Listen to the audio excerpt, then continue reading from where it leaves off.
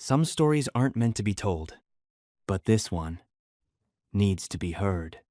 It started with something small, something almost unnoticeable, until it wasn't. Before we uncover the truth, make sure you're subscribed for more unforgettable stories. And if you enjoy mysterious twists, drop A in the comments. Here's what happened. The wedding dress hung in my childhood bedroom like a ghost, its ivory silk catching the pale morning light filtering through lace curtains. I sat on the edge of my bed, still in my pajamas, staring at the gown, as if it might offer some explanation for how my life had unraveled so completely in the span of 6 weeks. It was beautiful, I had to admit. Custom designed, hand-beaded, worth more than my father's car. More than our entire house, probably. The kind of dress every girl supposedly dreams about. Except I had never dreamed about this. Never imagined that at 26 years old, I would be preparing to marry a man I had met exactly 3 times. A man whose last name would become mine in less than 8 hours. A man who, according to whispered conversations I wasn't supposed to overhear, had killed his first victim at 17, Luca Moretti. Even his name sounded dangerous, all sharp consonants and dark vowels. I had Googled him, of course, in those first desperate days after my father delivered the news. But the internet offered surprisingly little. A few society page photos from charity galas. Always in an impeccable tuxedo, always with a different beautiful woman on his arm. Some business articles mentioning his legitimate enterprises, real estate development, import-export companies, the kind of vague corporate descriptions that could mean anything or nothing. And then, if you knew where to look, the rumors, the speculation. The true crime forums where people discussed the Moretti family's alleged activities in hushed digital whispers. Drug trafficking, money laundering, extortion, murder. Nothing proven, of course. Men like Luca Moretti didn't get proven guilty. They got powerful enough that guilt became irrelevant. My phone buzzed on the nightstand. My best friend Sophie, for the 4th time this morning. I couldn't answer. What would I even say? That I was going through with it? That I was actually going to walk down the aisle and promise to love, honor, and obey a mafia boss because my father had made a catastrophic business decision, and this was the price of his survival? She would tell me to run, to disappear, to choose my own life over my father's mistakes. And maybe she would be right, but she didn't understand. She had never seen my father the way I saw him that night 3 weeks ago, when he finally told me the truth. Broken, terrified. Aged 10 years in the span of our conversation. He had borrowed money from the wrong people. A business investment that was supposed to save our family's struggling restaurant had instead tangled us in a web with the Moretti organization. $200,000, plus interest, plus penalties for late payment, an amount that had ballooned into an impossible debt. And then Luca Moretti himself had offered a solution. Not forgiveness of the debt, not a payment plan or reduced interest, but a transaction. My father's debt erased completely in exchange for my hand in marriage. When my father first told me, I had laughed, a slightly hysterical sound that echoed in our small living room. It was absurd, medieval, the kind of thing that happened in historical novels, not in modern-day Boston. But my father's face remained serious, carved with shame and desperation. And slowly, horribly, I realized he was asking me to agree. No, not asking, begging, because the alternative was my father's death. Possibly my mother's death, possibly mine. The Moretti family had a reputation for collecting debts one way or another. Money or blood. Those were the only currencies they accepted. I had demanded to meet Luca before giving my answer. My father had arranged it, a dinner at one of the most expensive restaurants in the city, the kind of place where I felt immediately out of place in my department store dress. Luca had been waiting at a private table in the back, and when he stood to greet me, I was struck first by his height. He was tall, well over 6 feet, with the build of someone who maintained his body as carefully as a weapon. His suit was charcoal gray, perfectly tailored, and probably cost more than 3 months of my salary as a social worker. But it was his face that had made my breath catch, handsome in a way that felt almost cruel. All sharp angles and intense dark eyes that seemed to catalog every detail of my appearance in a single sweeping glance. He had smiled, but it never reached his eyes. Those remained cold, calculating, assessing. The dinner had been surreal. He was polite, almost charming in a distant way. Asked about my work, my education, my interests. Listened with what seemed like genuine attention when I talked about the kids I worked with at the community center, ordered wine I couldn't pronounce and food I couldn't identify. And through it all, the elephant in the room remained unaddressed until dessert arrived. Then, as I picked at a delicate pastry I was too nervous to taste, he had leaned back in his chair and studied me with those unnerving dark eyes. "You're wondering why," he said. It wasn't a question. I met his gaze, trying to project a confidence I absolutely did not feel. "Yes. Why would someone like you need to buy a wife?" Something flickered in his expression, too quick to read. "Let's just say it serves my purposes to have a wife. Someone appropriate. Someone with no connections to my world. Someone clean." The word clean had made my skin crawl, as if I were being purchased not for who I was, but for who I wasn't. "And what do I get out of this?" I had asked, anger finally breaking through my shock. "Besides watching my father live," another almost smile. "Security, comfort. Whatever you need, within reason. I'm not looking for love, Sophia. I'm looking for a wife who can fulfill certain social obligations and ask no questions." The use of my full name, which I hadn't given him, reminded me exactly who I was dealing with. He already knew everything about me, had probably known before my father ever borrowed that money. This marriage, I realized with a chill, wasn't a spontaneous solution to my father's debt. It was planned, calculated, I was chosen, but I didn't understand why. The second meeting had been shorter, a signing of papers that weren't quite a prenuptial agreement, but something else entirely. A contract outlining the terms of our arrangement. I would live in his home, attend events at his side, present as a devoted wife in public. In private, he assured me I would have my own space, my own life, as much as possible. The marriage would be real in legal terms, but performative in practice. A business arrangement, nothing more. I had signed with shaking hands, my father's desperate face haunting every stroke of the pen. The third meeting had been 2 days ago, a final dinner with both of our families present.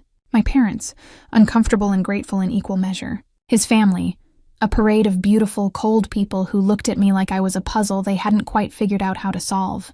His mother, elegant and terrifying, had gripped my hand and told me in Italian-accented English that I was very brave. I wasn't sure if it was a compliment or a warning. Now here I was. Wedding day morning. In a few hours, hair and makeup artists would arrive, expensive professionals arranged by Luca's people. They would transform me into the appropriate bride for a man like him. My mother would cry. My father would walk me down the aisle with relief and guilt warring on his face. And I would marry Luca Moretti, trading my freedom for my family's safety, stepping into a world I didn't understand and couldn't escape. The dress seemed to shimmer accusingly in the morning light. I stood finally, crossing to touch the delicate beading, the fine silk. It really was beautiful. A costume for the role I was about to play, wife to a monster. I wondered if I would ever feel like myself again, or if this dress, this day, this choice would fundamentally change who I was. The answer, I suspected, was already written. The girl I had been died the moment my father confessed his debt. The woman I was becoming would emerge tonight, in Luca Moretti's home, wearing his ring, carrying his name. I just hoped some part of me would survive the transformation. The hairstylist worked in focused silence, her hands moving through my hair with professional efficiency. She had arrived exactly on time, part of a team of 3 women who had transformed my childhood bedroom into a makeshift salon. The makeup artist sat nearby, organizing an intimidating array of products on my desk, while a third woman steamed invisible wrinkles from the wedding dress. They were all beautiful, polished, speaking in low murmurs to each other but rarely addressing me directly. I wondered if they knew who they were preparing me for. If they understood that this wasn't a normal wedding, that the bride sitting motionless in the chair was more prisoner than princess. But their faces revealed nothing, just calm professionalism as they went about their work. My mother hovered in the doorway, tissues already clutched in her hand though the tears hadn't started yet. She had been crying on and off for weeks, ever since learning about the arrangement.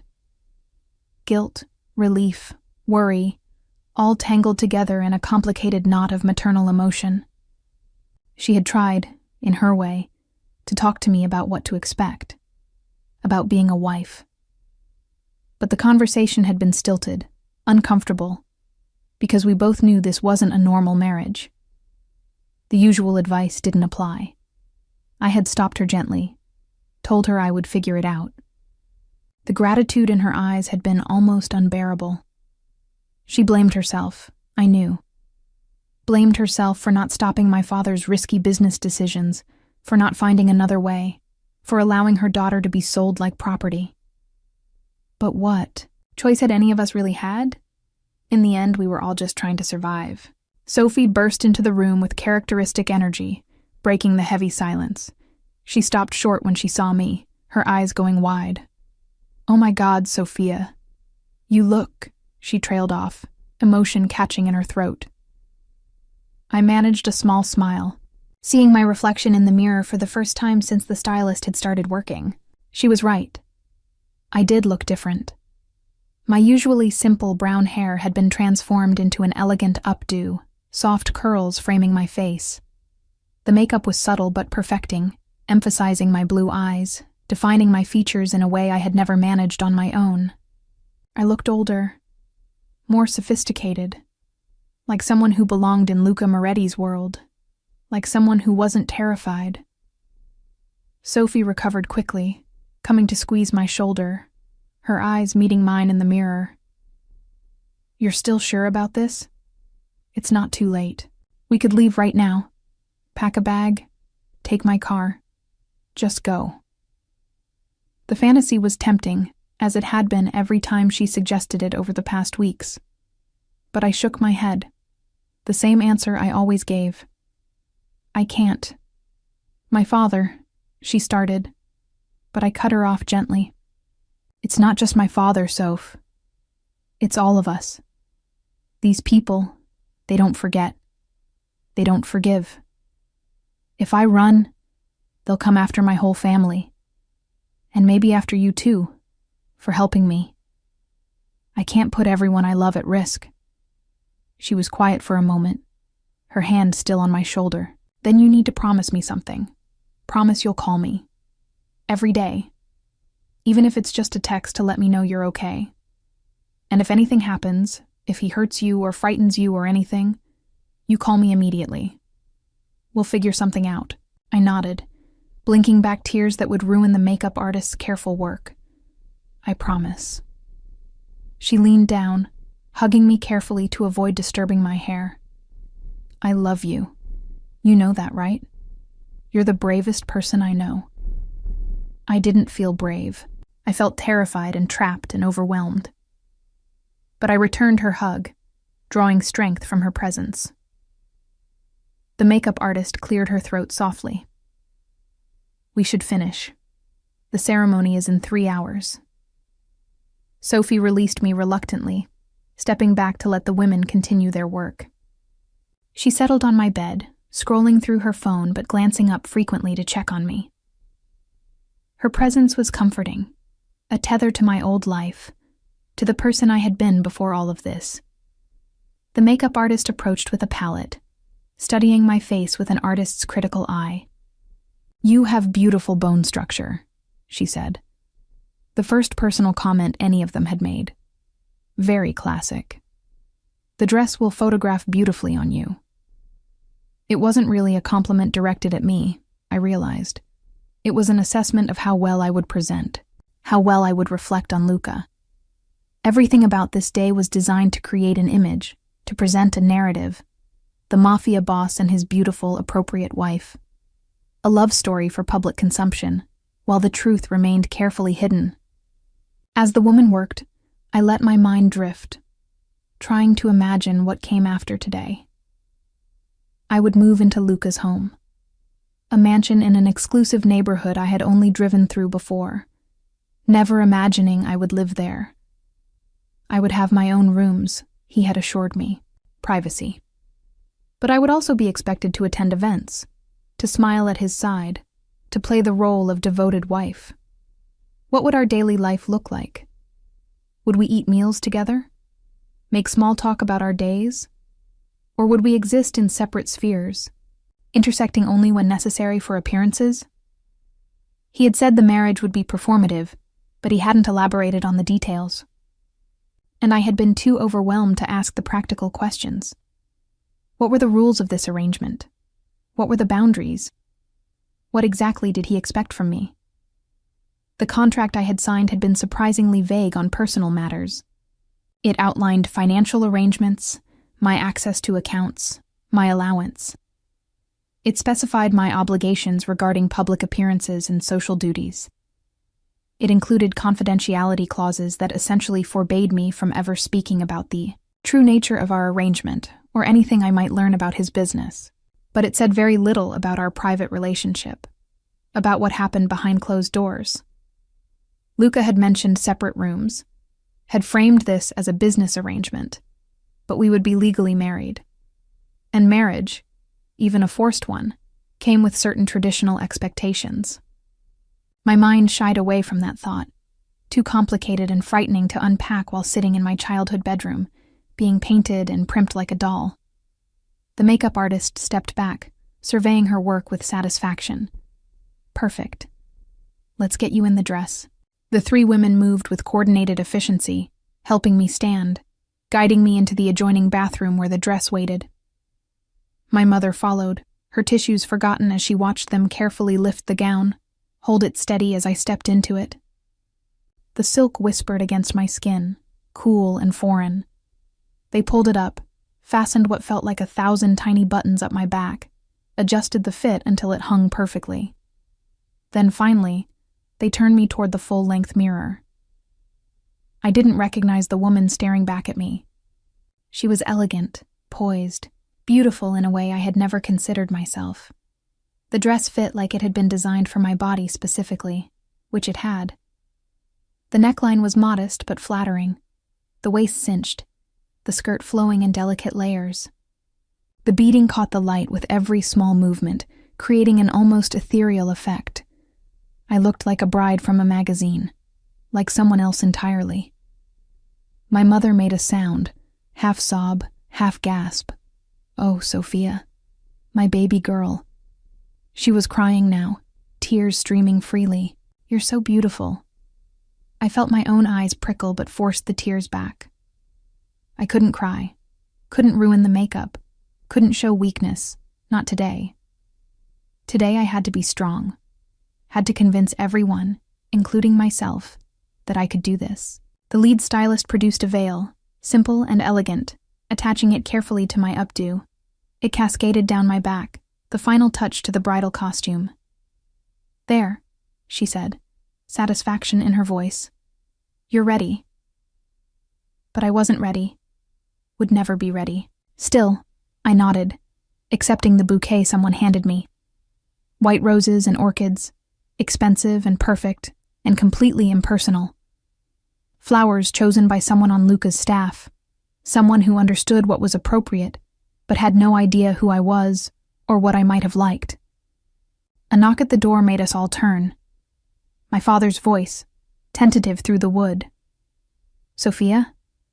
Can I come in? The women gathered their supplies, filing out efficiently, giving us privacy. My mother kissed my cheek, whispering that she loved me, that everything would be okay, that I was doing the right thing. Then she too left, leaving me alone with my father. He entered slowly, and I watched his face transform when he saw me. Pride and pain and crushing guilt, all fighting for dominance in his expression. You look, he started, then stopped, emotion choking his words. I know, Dad, I said quietly, saving him from having to finish. He crossed to me, taking my hands carefully, as if I might break. I'm sorry, he said, and the anguish in his voice was terrible to hear. I'm so sorry, sweetheart. I never wanted. I never meant for. He broke off, shaking his head. I know you didn't, I told him, squeezing his hands. It's going to be okay. We're going to be okay. But he shook his head, tears streaming down his weathered face. How can you forgive me? How can you even look at me? I'm your father. I'm supposed to protect you, and instead He gestured helplessly at me, at the dress, at the situation we found ourselves in. You made a mistake, I said, my voice steadier than I felt. And I'm choosing to help fix it. That's what family does. We take care of each other. He pulled me into a careful hug, his shoulders shaking.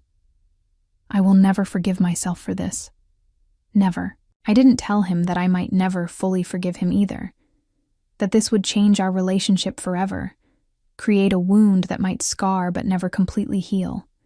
Instead, I held him, letting him release some of the guilt he carried, knowing he would carry it for the rest of his life regardless. When he pulled back, he wiped his eyes roughly, trying to compose himself. "The car is here. It's time." I nodded, picking up my bouquet with hands that only trembled slightly. "Then let's go. Let's get me married." The church was far more crowded than I had expected. I had imagined something small, intimate, just immediate family, and perhaps a few close associates of Luca's. Instead, the pews were packed with people I didn't recognize, hundreds of faces turning to watch as the doors opened and the processional music began. My father's arm tightened under my hand, the only indication of his own nervousness, as we prepared to walk down the impossibly long aisle. I could see Luca at the altar, a distant figure in a black tuxedo, his face unreadable from this distance. Beside him stood several men, presumably his groomsmen, all wearing similar expressions of cool detachment. This wasn't a celebration of love.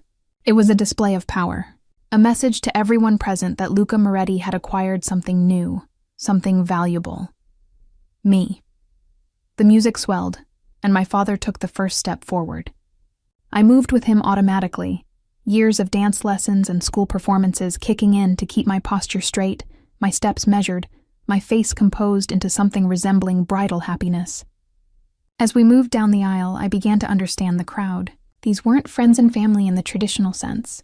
They were associates, business partners, members of the organization, people who needed to witness this union, to understand its implications, to adjust their own calculations accordingly. I saw women in designer dresses and dripping with jewelry that could fund a small country.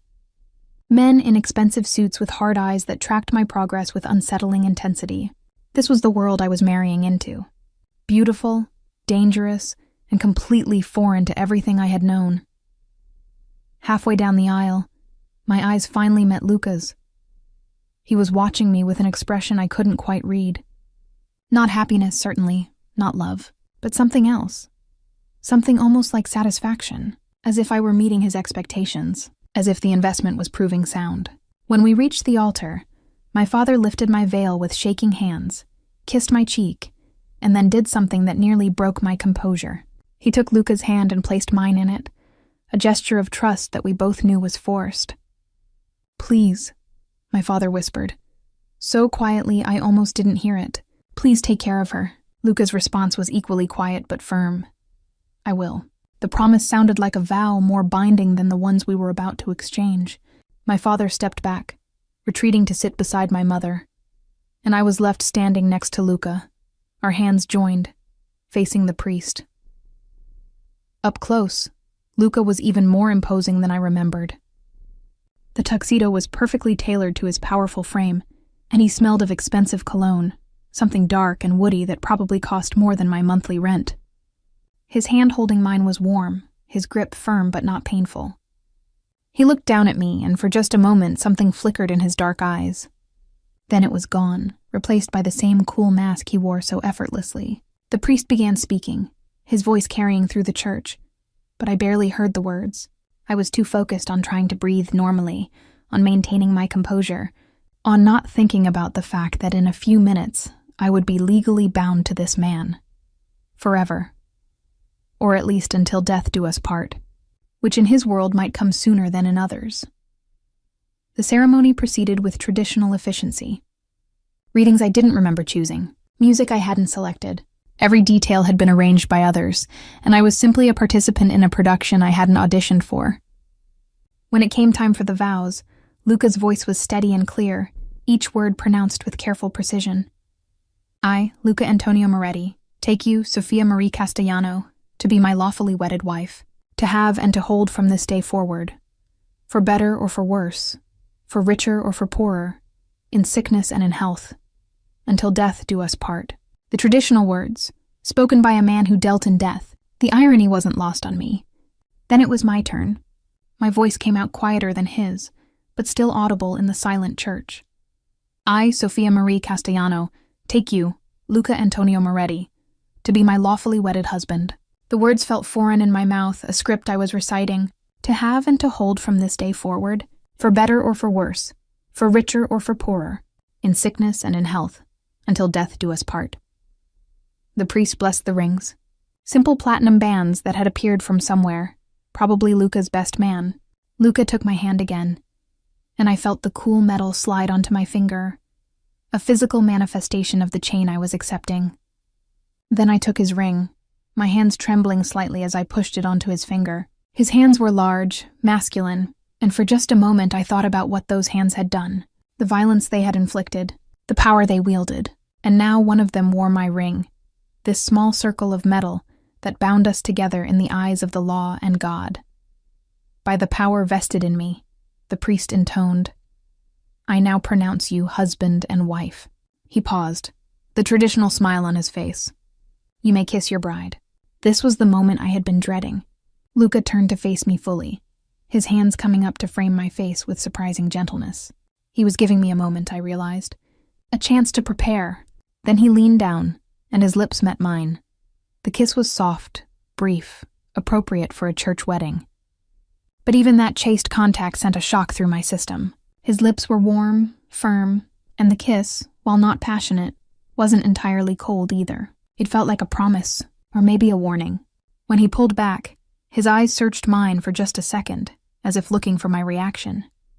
Then he stepped back, took my hand, and turned us to face the congregation. "Ladies and gentlemen," the priest announced, his voice full of false cheer, "I present to you Mr. and Mrs. Luca Moretti." The applause was thunderous, echoing off the vaulted ceiling. But it felt wrong, performative, like everything else about this day. These people weren't celebrating our love. They were acknowledging a transaction, a consolidation of power, a move in whatever complicated game Luca was playing. We walked back down the aisle together, my hand tucked into the crook of Luca's arm, and I noticed things I had missed on the way in. Security personnel stationed at regular intervals, trying to look like regular guests but identifiable by their posture, their vigilance. The way certain people nodded to Luca with deference that went beyond wedding etiquette. The expensive gifts already piled on a table near the entrance, tokens of respect or perhaps tributes. This wasn't just a wedding. It was a gathering of a criminal empire, and I had just become its queen. The thought should have been empowering. Instead, it was terrifying. Outside the church, a limousine waited, sleek and black and absurdly long. Luca helped me inside, gathering the yards of dress fabric so it wouldn't catch in the door. Then he slid in beside me, and suddenly we were alone together for the first time as husband and wife. The privacy screen was up, separating us from the driver. The tinted windows blocked out the curious stares of the crowd gathering outside the church. It was just the two of us in this leather and luxury cocoon, and the silence stretched uncomfortably.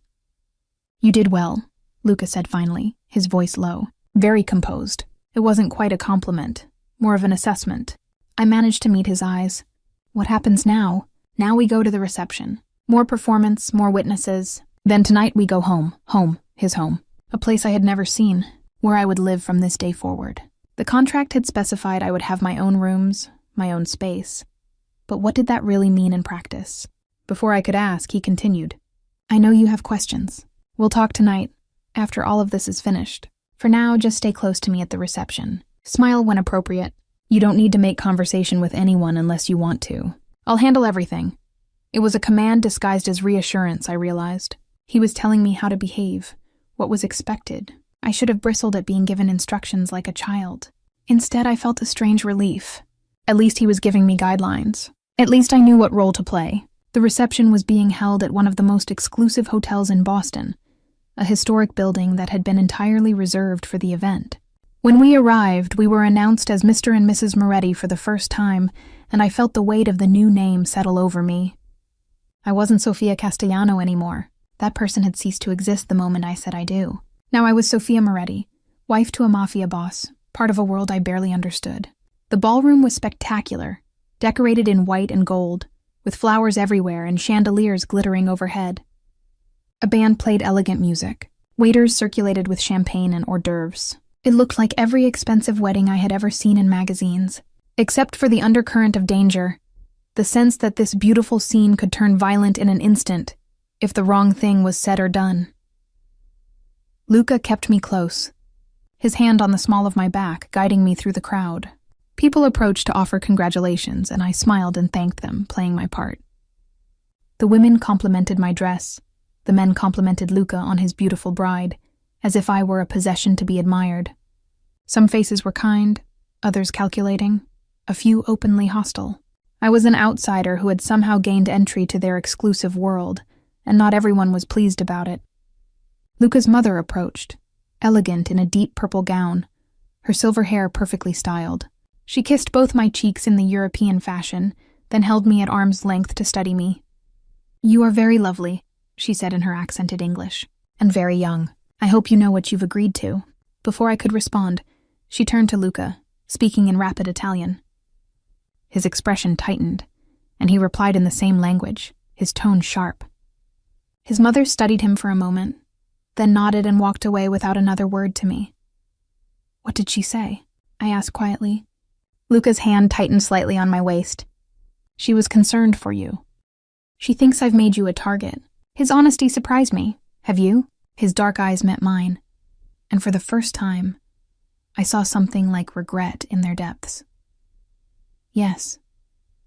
But I've also given you the best protection available. No one will dare touch you now. You're a Moretti. That means something in this world. It means safety, even if it means other things too." The admission that I was now in danger, that marrying him had painted a target on my back, should have terrified me. Somehow, hearing him acknowledge it, hearing him promise protection, was almost comforting. At least he was being honest about the risks. At least he wasn't pretending this was something it wasn't. We were called to cut the cake, another traditional moment in this deeply untraditional union. The cake was massive, multiple tiers of white fondant and sugar flowers. Luca placed his hand over mine on the knife, and together we made the ceremonial cut while cameras flashed around us.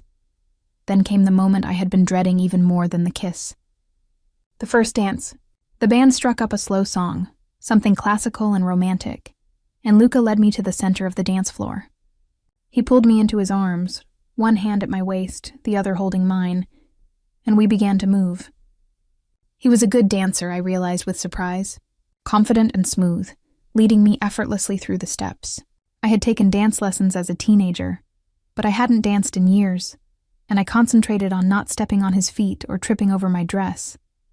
"Relax," he murmured, his voice close to my ear. "You're too tense. Everyone is watching," I whispered back. "Let them watch. Let them see a man dancing with his beautiful wife. There's nothing suspicious about that." His words were meant to be comforting, but they only reminded me that everything we did was performance. Even this dance, this moment that should have been intimate and romantic, was for show. Other couples began to join us on the floor. My parents danced nearby, my mother still dabbing at her eyes, my father looking older than I had ever seen him. Sophie danced with one of Luca's groomsmen, her expression carefully neutral, though I could see the worry in her eyes when she looked at me. Luca's family and associates filled the rest of the dance floor, and gradually the focus shifted away from us. Luca's grip on me relaxed slightly, and I realized I had been holding myself rigid in his arms.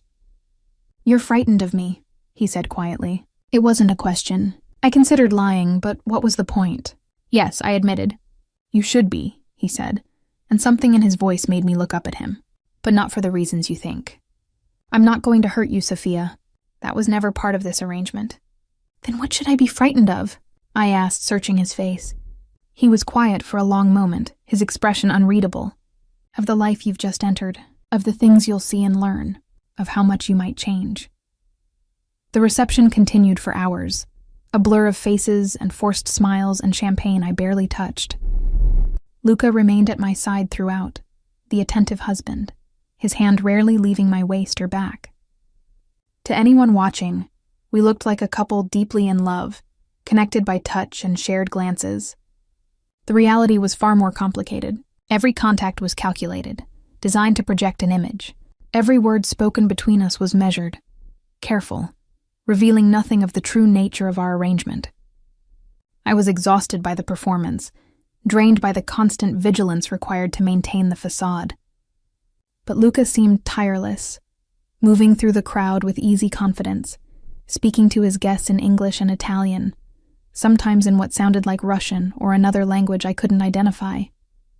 He was multilingual, I realized. Educated. Far more sophisticated than the brutish gangster stereotype I had half expected. As the evening wore on, I began to notice patterns in how people interacted with him. Some approached with obvious deference, almost fear. Others with a familiarity that suggested close relationships, though still tempered with respect. A few, mostly older men, spoke to him as equals, and I sensed these were the real power players in his world. Luca's demeanor shifted subtly depending on who he was speaking with, adapting his tone and body language to suit each interaction. It was masterful, really, this social choreography he performed so effortlessly. And now I was part of that performance, the pretty wife who smiled and nodded and said nothing of substance. Several women approached me when Luca was momentarily pulled away by business conversations. They were perfectly polite, complimenting my dress and the wedding, asking generic questions about how Luca and I had met. I gave vague, rehearsed answers that Luca and I had agreed upon during one of our brief pre-wedding meetings. A mutual friend introduced us. It was love at first sight. We wanted a short engagement because when you know, you know. The lies came more easily than I expected, and I wondered if that should worry me. One woman, stunning in a red dress that probably cost more than my car, studied me with particular intensity. "You're very different from his usual type," she said, her smile not quite reaching her eyes. I wasn't sure how to respond to that. I didn't know what his usual type was, and I certainly didn't want to discuss Luca's romantic history with a stranger at my own wedding reception. "Thank you," I said neutrally, defaulting to treating it as a compliment, even though it clearly wasn't. She laughed, a sharp sound. "You're welcome. I hope you know what you're getting into." Before I could ask what she meant, Luca reappeared at my side, his hand sliding possessively around my waist. His expression was pleasant, but I felt the tension in his body. "Vanessa," he said coolly, "I see you've met my wife."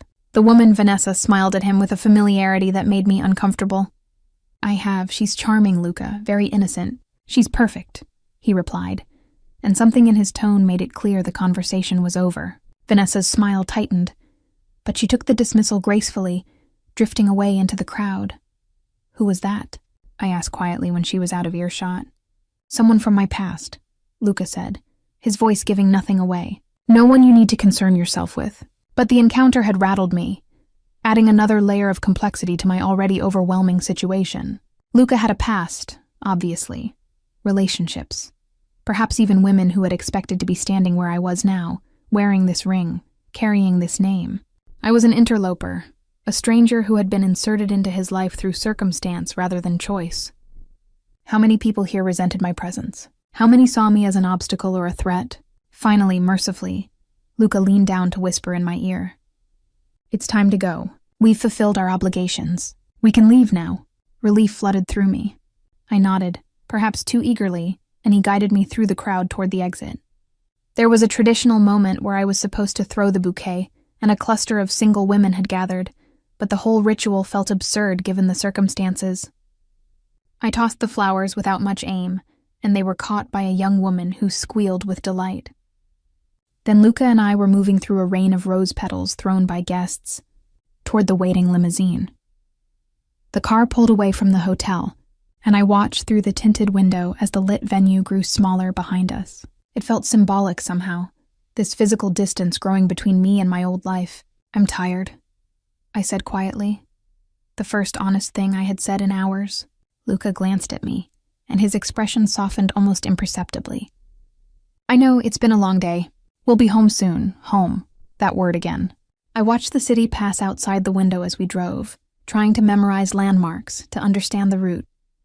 We were heading north, toward the exclusive suburbs where old money lived behind gates and walls. After about 20 minutes, the limousine turned onto a private road, stopped at a security gate where Luca entered a code, and then continued up a long, tree-lined driveway. The house, when it came into view, was not what I had expected. I had imagined something ostentatious, a mansion designed to display wealth. Instead, it was elegant and understated, a sprawling estate built in a classical style, all stone and symmetry and old-world charm. Lights glowed in several windows, making it look almost welcoming. The car stopped at the front entrance, and Luca exited first, then turned to help me out. The yards of dress made it awkward, but he managed to gather the fabric efficiently, his hand supporting my elbow as I stood. The front door opened before we reached it, and a woman appeared, older, dressed in simple black pants and a white blouse. Her gray hair was pulled back in a neat bun, and her face was kind but professional. "Mr. Moretti," she said with a slight accent, possibly Eastern European. "Welcome home, and welcome, Mrs. Moretti. I'm Elena. I manage the household staff. If you need anything at all, please let me know." "Thank you, Elena," Luca said. "This is my wife, Sophia. Please make sure she has everything she needs." "Of course, sir. Your rooms are prepared. Shall I show Mrs. Moretti upstairs?" Luca glanced at me. "Are you hungry? There's food prepared if you'd like to eat." I shook my head. "Just tired." He nodded. "Elena will show you to your suite. Get settled, rest. We'll talk in the morning." There was relief in the reprieve, but also confusion. I wasn't sure what I had expected, but his casual dismissal, his assumption that I would simply go to my rooms and he to his, felt oddly anticlimactic after the intensity of the day. I followed Elena up a grand staircase, down a hallway lined with artwork that probably belonged in museums. She opened a door near the end of the corridor, gesturing for me to enter. "These are your rooms, Mrs. Moretti. The bedroom, sitting area, bathroom, and a small study. Mr. Moretti's suite is at the opposite end of the hall. There's a bell here if you need anything during the night, and the kitchen is always available if you get hungry." I stepped into what was apparently my new domain, and despite my exhaustion, I had to take a moment to absorb it. The rooms were beautiful, decorated in soft creams and golds, with elegant furniture and fresh flowers on every surface. The bed was enormous, draped in what looked like silk. Floor-to-ceiling windows overlooked what I could see were gardens, though it was too dark to make out details. Everything was perfect, expensive, impersonal. "Your things were moved from your apartment this afternoon," Elena continued. "Your clothes are in the closet and dresser. If you need help with the dress, I can assist, or I can send up one of the maids." "I can manage," I said, finding my voice. "Thank you, Elena." She nodded, moving toward the door. "Welcome to the family, Mrs. Moretti. I hope you'll be happy here." The door closed softly behind her, and I was finally, blessedly alone. I stood in the center of the room, still in my wedding dress, and tried to process everything that had happened. This morning I had woken up in my childhood bedroom, single, frightened but still myself. Now I was here, in this beautiful prison, married to a man I barely knew, carrying a name that meant danger and power in equal measure. I moved to the mirror, studying my reflection. The makeup was still perfect, the hair still elegantly styled, but I could see the exhaustion in my eyes, the tension in my shoulders. I looked like a bride. I felt like an imposter. Slowly, I began the process of removing the dress, struggling with the seemingly endless buttons down my back. After several frustrating minutes, I gave up and rang the bell Elena had indicated. She appeared within moments, as if she had been waiting nearby. She helped me out of the dress without comment. Hanging it carefully in the closet where I saw my own modest wardrobe had indeed been transferred, looking shabby and out of place next to the designer items that had been provided. There were clothes I didn't recognize, expensive pieces with tags still attached, a whole new wardrobe for my new life. In the bathroom, I found luxury products, plush towels, everything I could possibly need. I showered, washing away the hairspray and makeup, standing under the hot water until my skin turned pink. When I emerged, wrapped in a towel that was softer than anything I had ever owned, I found that Elena had laid out a nightgown on the bed, silk and lace and far more elegant than the cotton pajamas I usually wore. I put it on, feeling like I was playing dress-up in someone else's life. The bed was as comfortable as it looked, the sheets impossibly soft. I should have been too anxious to sleep, too overwhelmed by the day's events, but exhaustion claimed me quickly, pulling me under into dreamless darkness. I woke to sunlight streaming through windows I had forgotten to close the curtains on. For a moment, I was disoriented, not recognizing my surroundings. Then memory crashed back. The wedding, Luca, this house. I was married. I sat up, looking around the room in the harsh light of morning. It was still beautiful, but I could see details I had missed last night. Fresh flowers on the nightstand, a tray with coffee and pastries that must have been delivered while I slept, a note in elegant handwriting propped against the coffee pot. "Good morning. Take your time getting ready. I'll be in my office when you're prepared to talk." The library is downstairs. Second door on the left. Luca. It was strange seeing his name written out, this formal communication from my husband. I drank the coffee, which was perfect, and ate a croissant, though my stomach was in knots. Then I showered again, more for the delay than because I needed it, and dressed in my own clothes, jeans, and a simple sweater, needing the comfort of familiar things. Finding my way downstairs took some effort. The house was even larger than I had realized, with multiple staircases and corridors that all looked similar. But eventually I found what was clearly a library, its walls lined with books. A large desk positioned near windows that overlooked the gardens I could now see properly in daylight. Luca sat at the desk, reading something on a tablet, dressed casually in dark pants and a white shirt. He looked up when I entered, and something in his expression relaxed. "You found it. Good morning." "Good morning," I replied, hovering awkwardly in the doorway. He stood, gesturing to a seating area with 2 armchairs positioned near an unlit fireplace. "Please sit. We should talk." I moved to one of the chairs perching on the edge, while he took the other, turning it slightly to face me. I realized this was the first time we had been truly alone together, just the 2 of us without the pressure of performance. "How did you sleep?" he asked. "Well, surprisingly," I admitted. "The bed is very comfortable." He nodded. "I'm glad. I want you to be comfortable here, Sophia.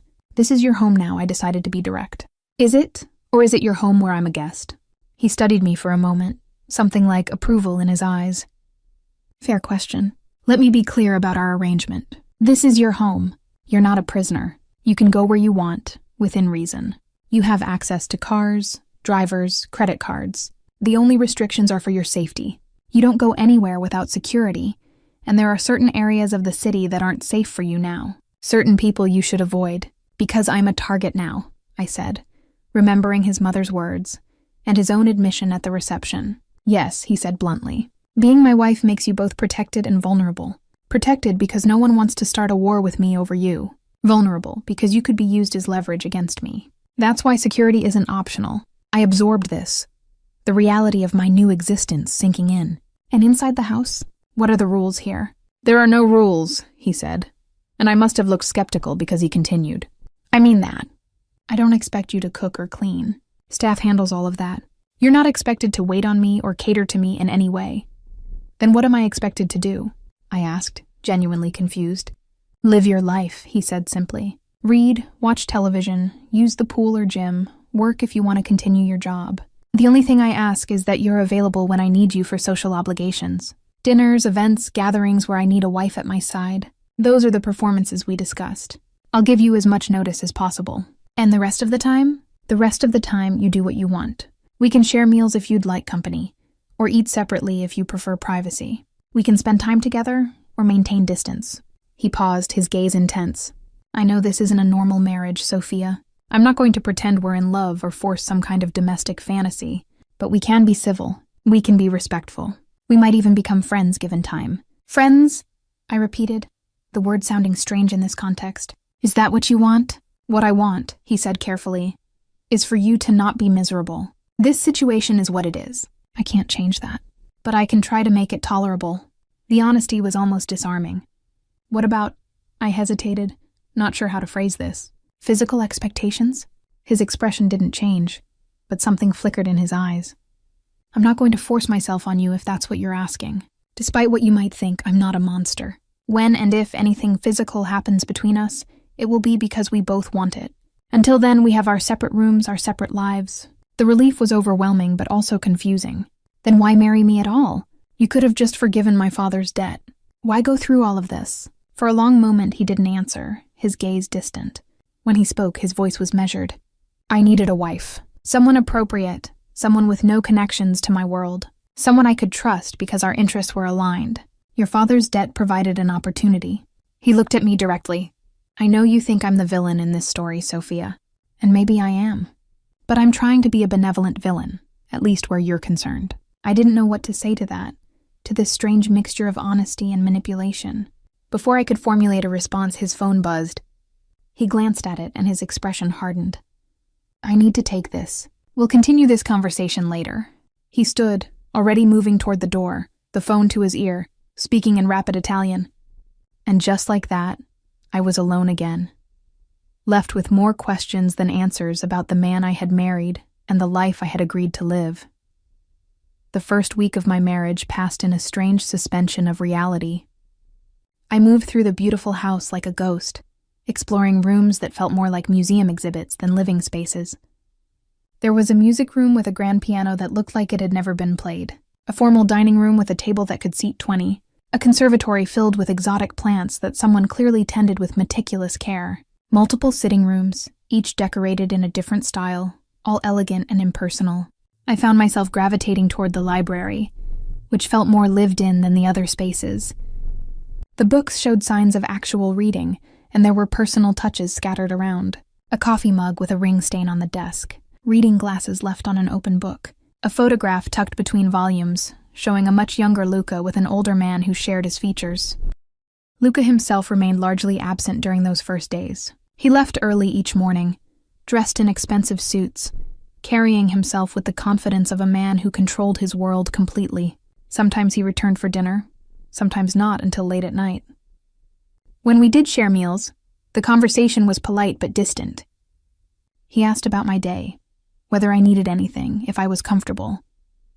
I gave equally polite responses, and we maintained the careful distance we had established. It was civilized, respectful, and utterly surreal.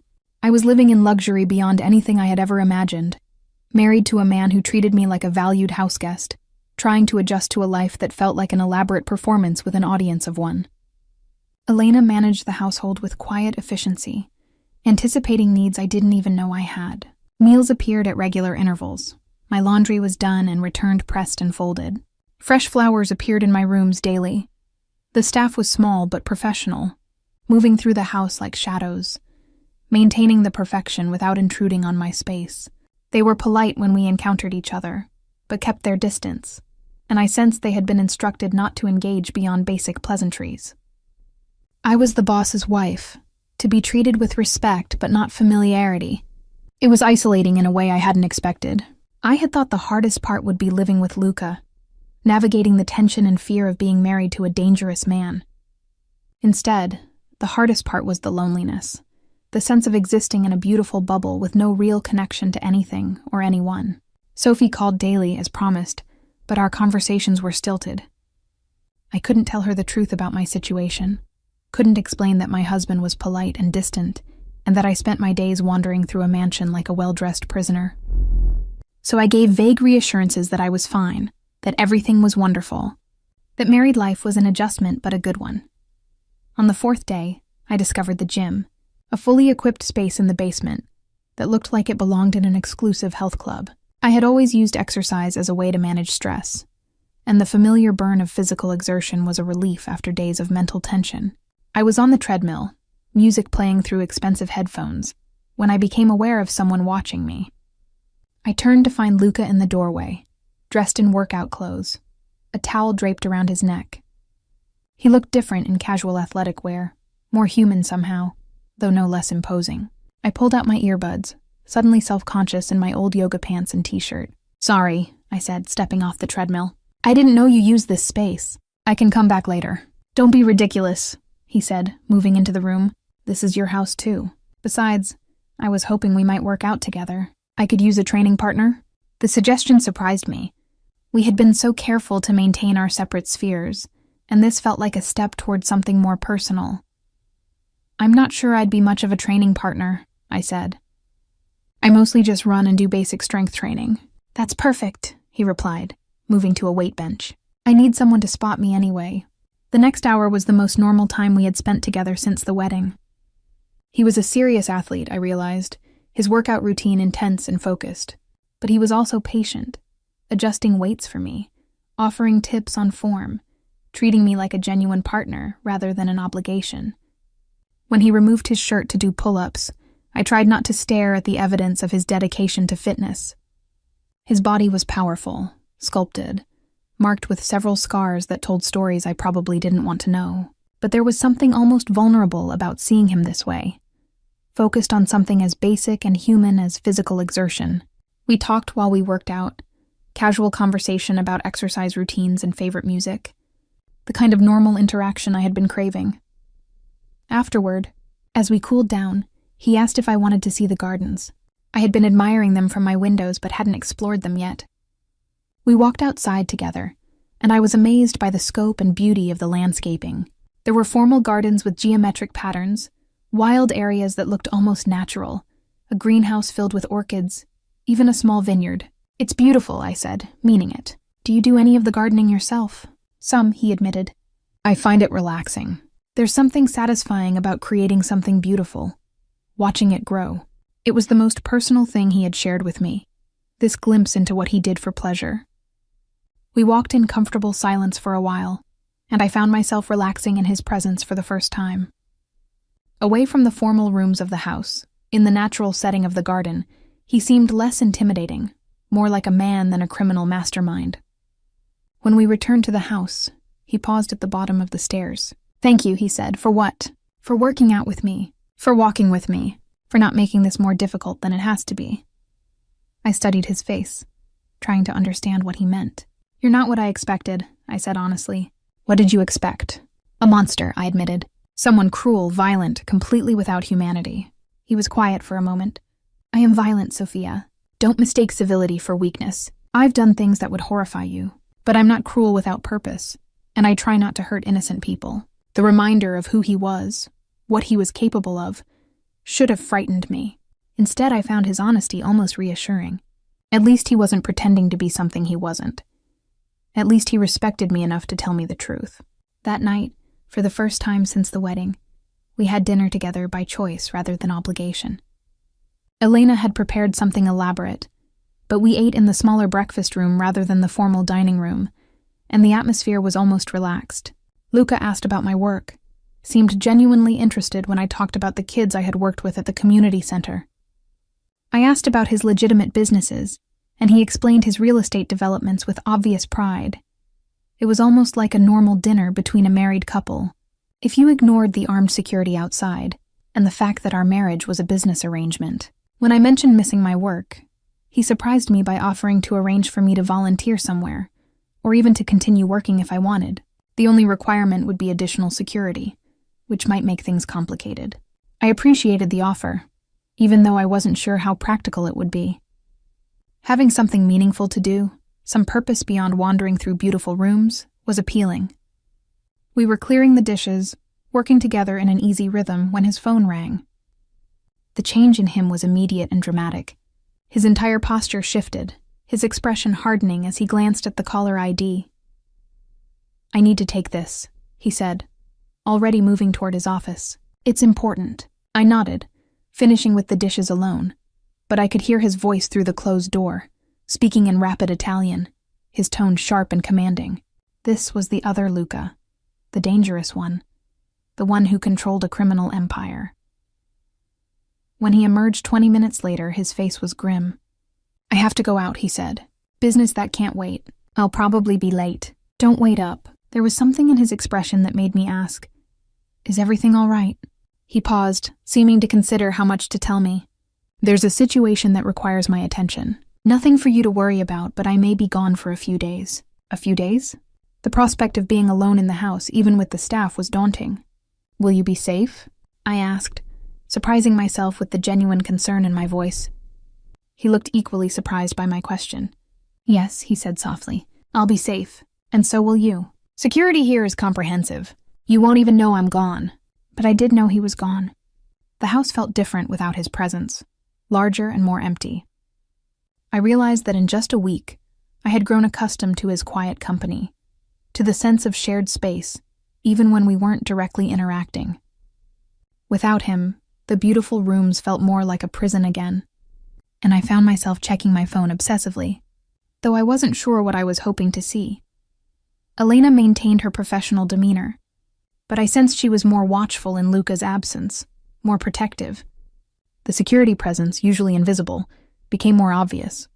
I saw men patrolling the grounds, noticed cars positioned at strategic points around the property. Whatever business had called Luca away, it was serious enough to warrant increased precautions. On the second day of his absence, I was reading in the library when Elena appeared with a concerned expression. Mrs. Moretti, There's a woman at the gate asking to see you. She says she's your friend Sophie. My heart leaped. Sophie was here, probably worried sick because I hadn't been answering her calls with my usual enthusiasm. But then I remembered Luca's warnings about security, about not going anywhere without protection. Could I even have visitors? I'll see her, I said, standing quickly. Elena looked uncertain. Mr. Moretti left instructions about visitors. Perhaps we should call him first. No, I said firmly. She's my best friend. I'm not going to make her wait while we get permission for me to see my own friend. Elena's expression suggested she thought this was a mistake, but she nodded. I'll have her brought to the main sitting room. Sophie arrived looking worried and slightly overwhelmed by the grandeur of the house. She hugged me tightly, and I realized how much I had missed physical affection.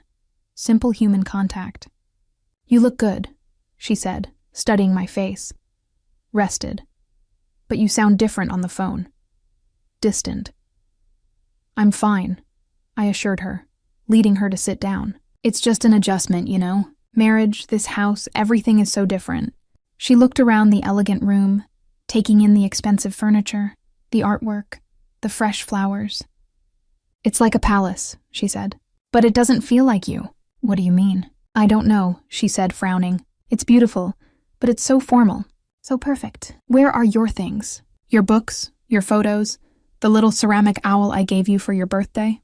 I realized she was right. Despite Elena's assurance that my belongings had been moved here, I hadn't seen most of my personal items. The clothes in my closet were mostly new, expensive pieces that had been provided. My own modest possessions had apparently been deemed unsuitable for my new life. We talked for an hour, and I tried to project happiness and contentment, but Sophie knew me too well. Something's wrong, she said finally. You can tell me, Sophia. Whatever it is, we can figure it out. I wanted to tell her everything. About the loneliness, the fear, the strange intimacy of living with a man who was both my husband and a stranger. But I couldn't.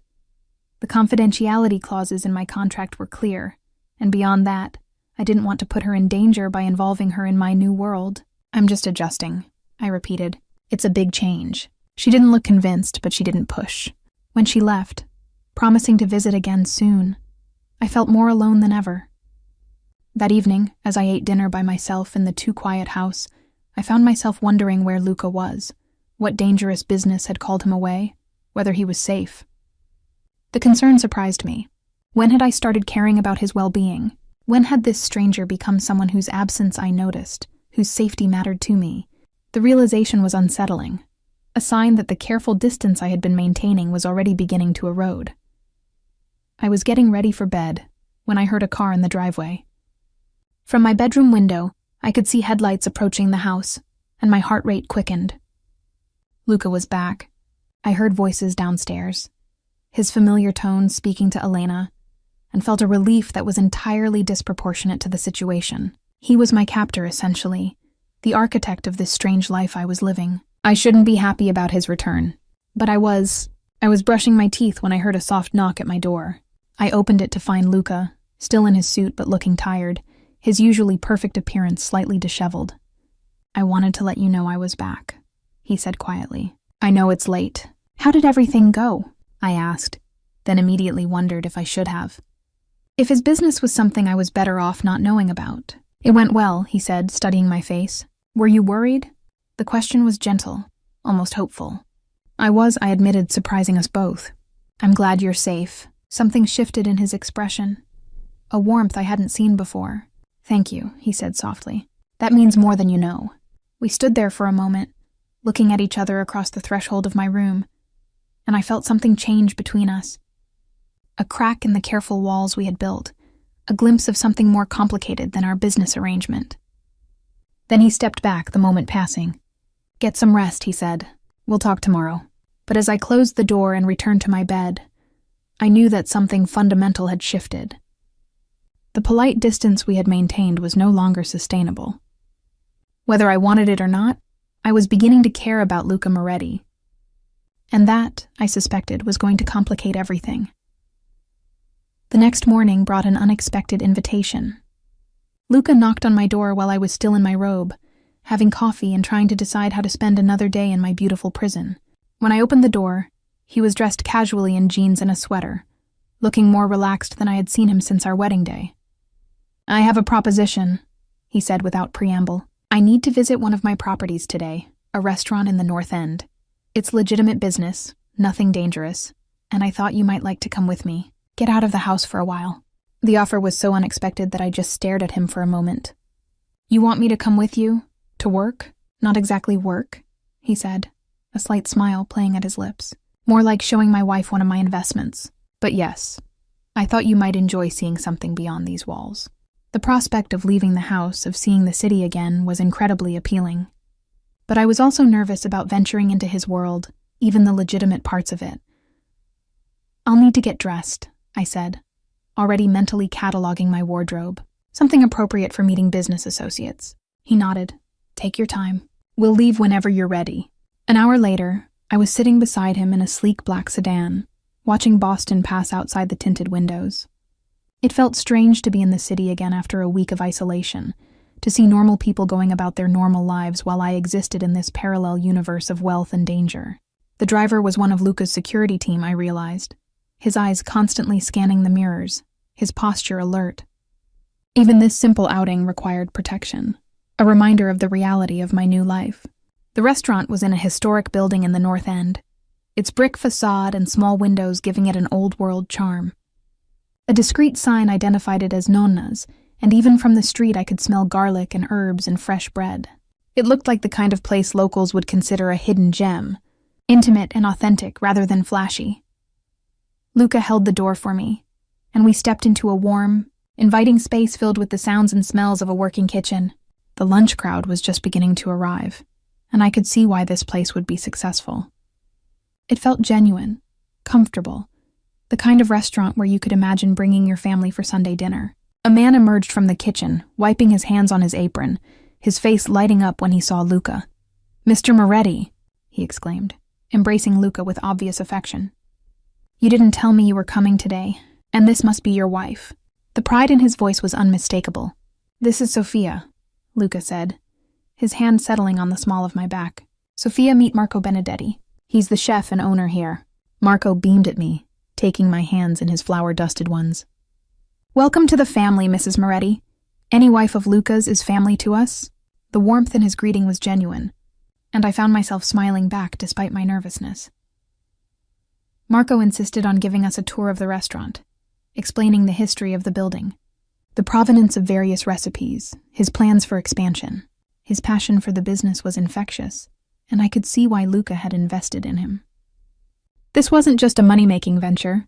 It was a labor of love, a piece of authentic culture preserved in an increasingly corporate world.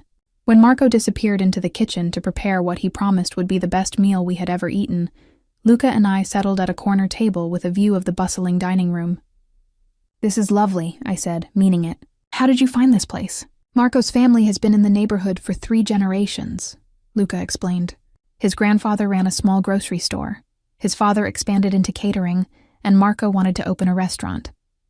But he couldn't get traditional financing. Banks don't like to lend to small businesses in this neighborhood, especially to Italian families with certain associations. So you helped him," I said, understanding. Luca nodded. "I provided the capital he needed, and in return I get a percentage of the profits. It's a legitimate investment that helps preserve something valuable in the community." I was beginning to see a different side of Luca's business empire, one that wasn't entirely criminal.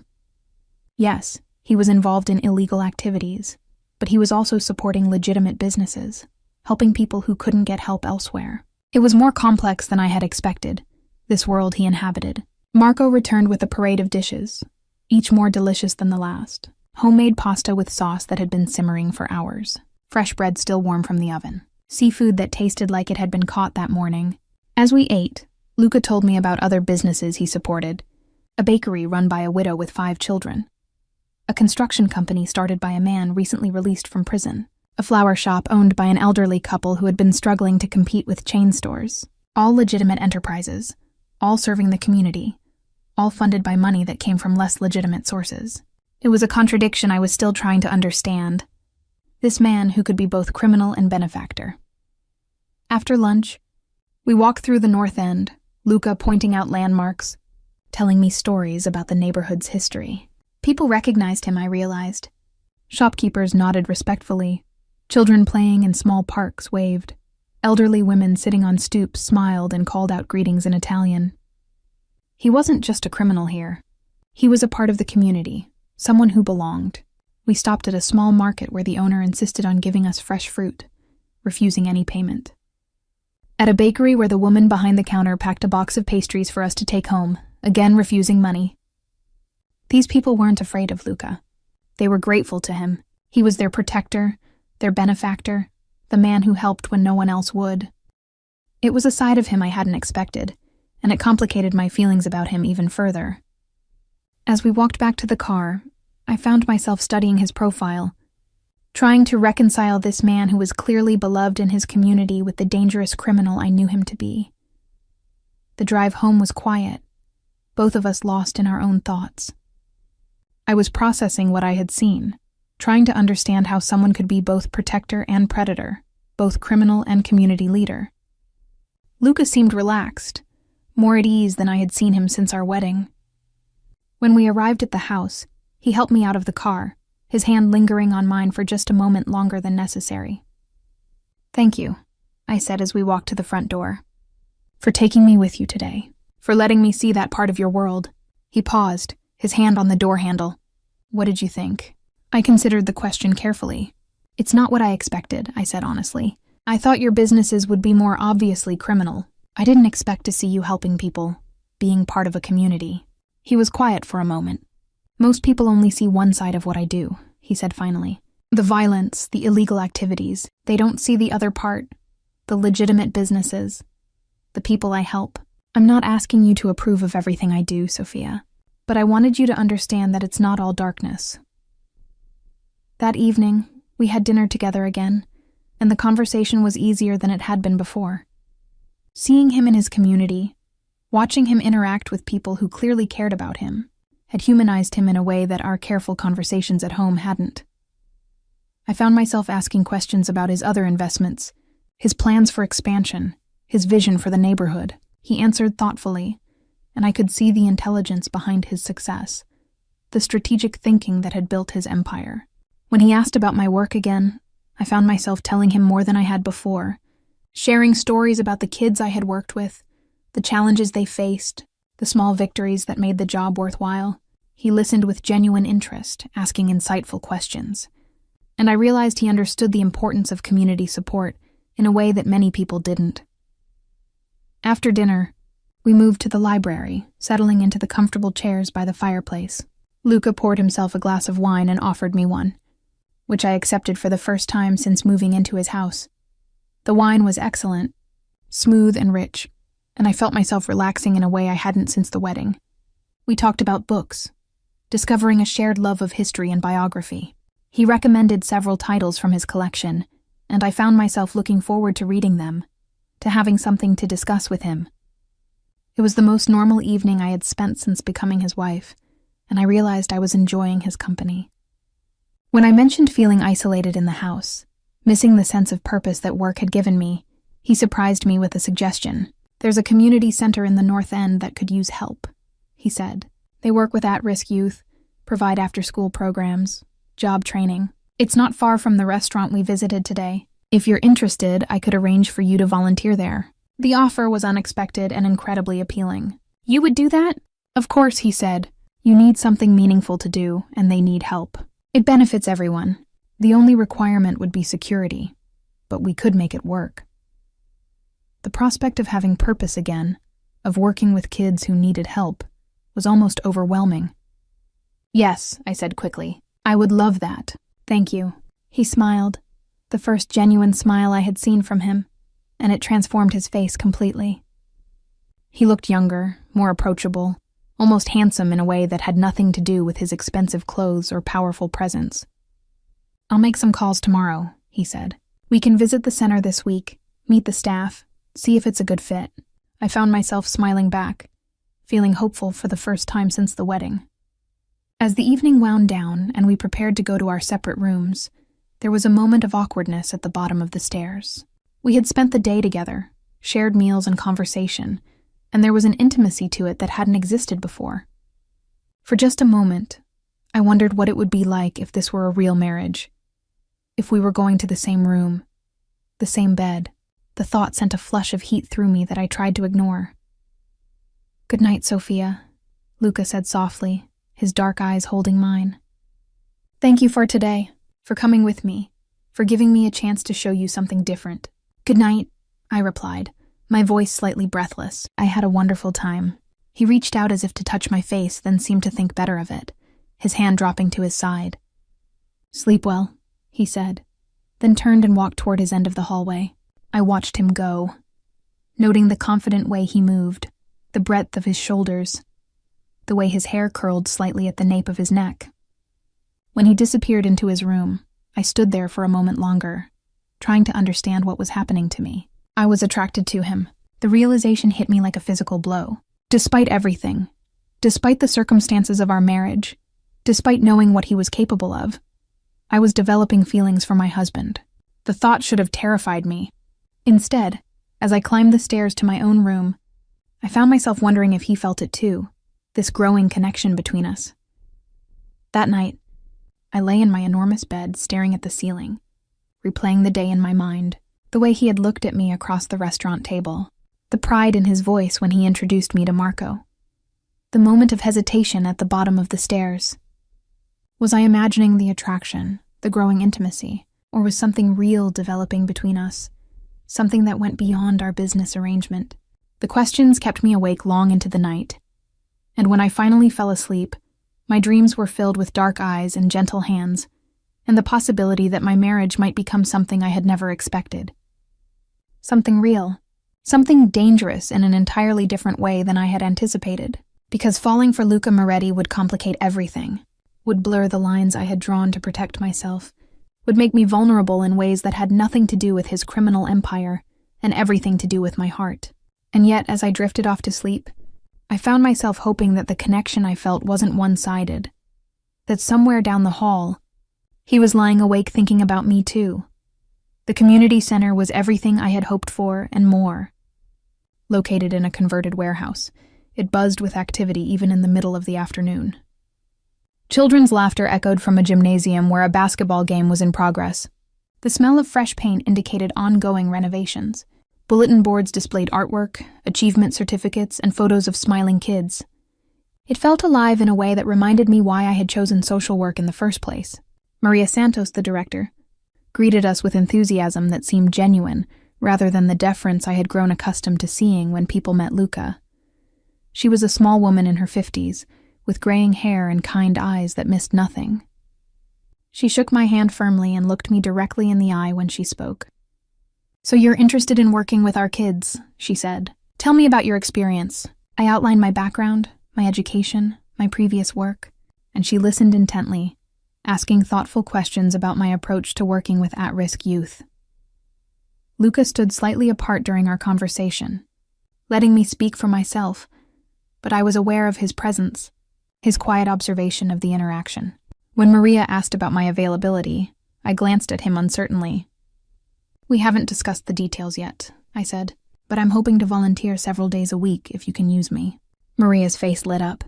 "We can definitely use you. Our after-school program serves about 60 kids ages 8 to 16. We provide homework help, life skills training, arts and crafts, sports activities.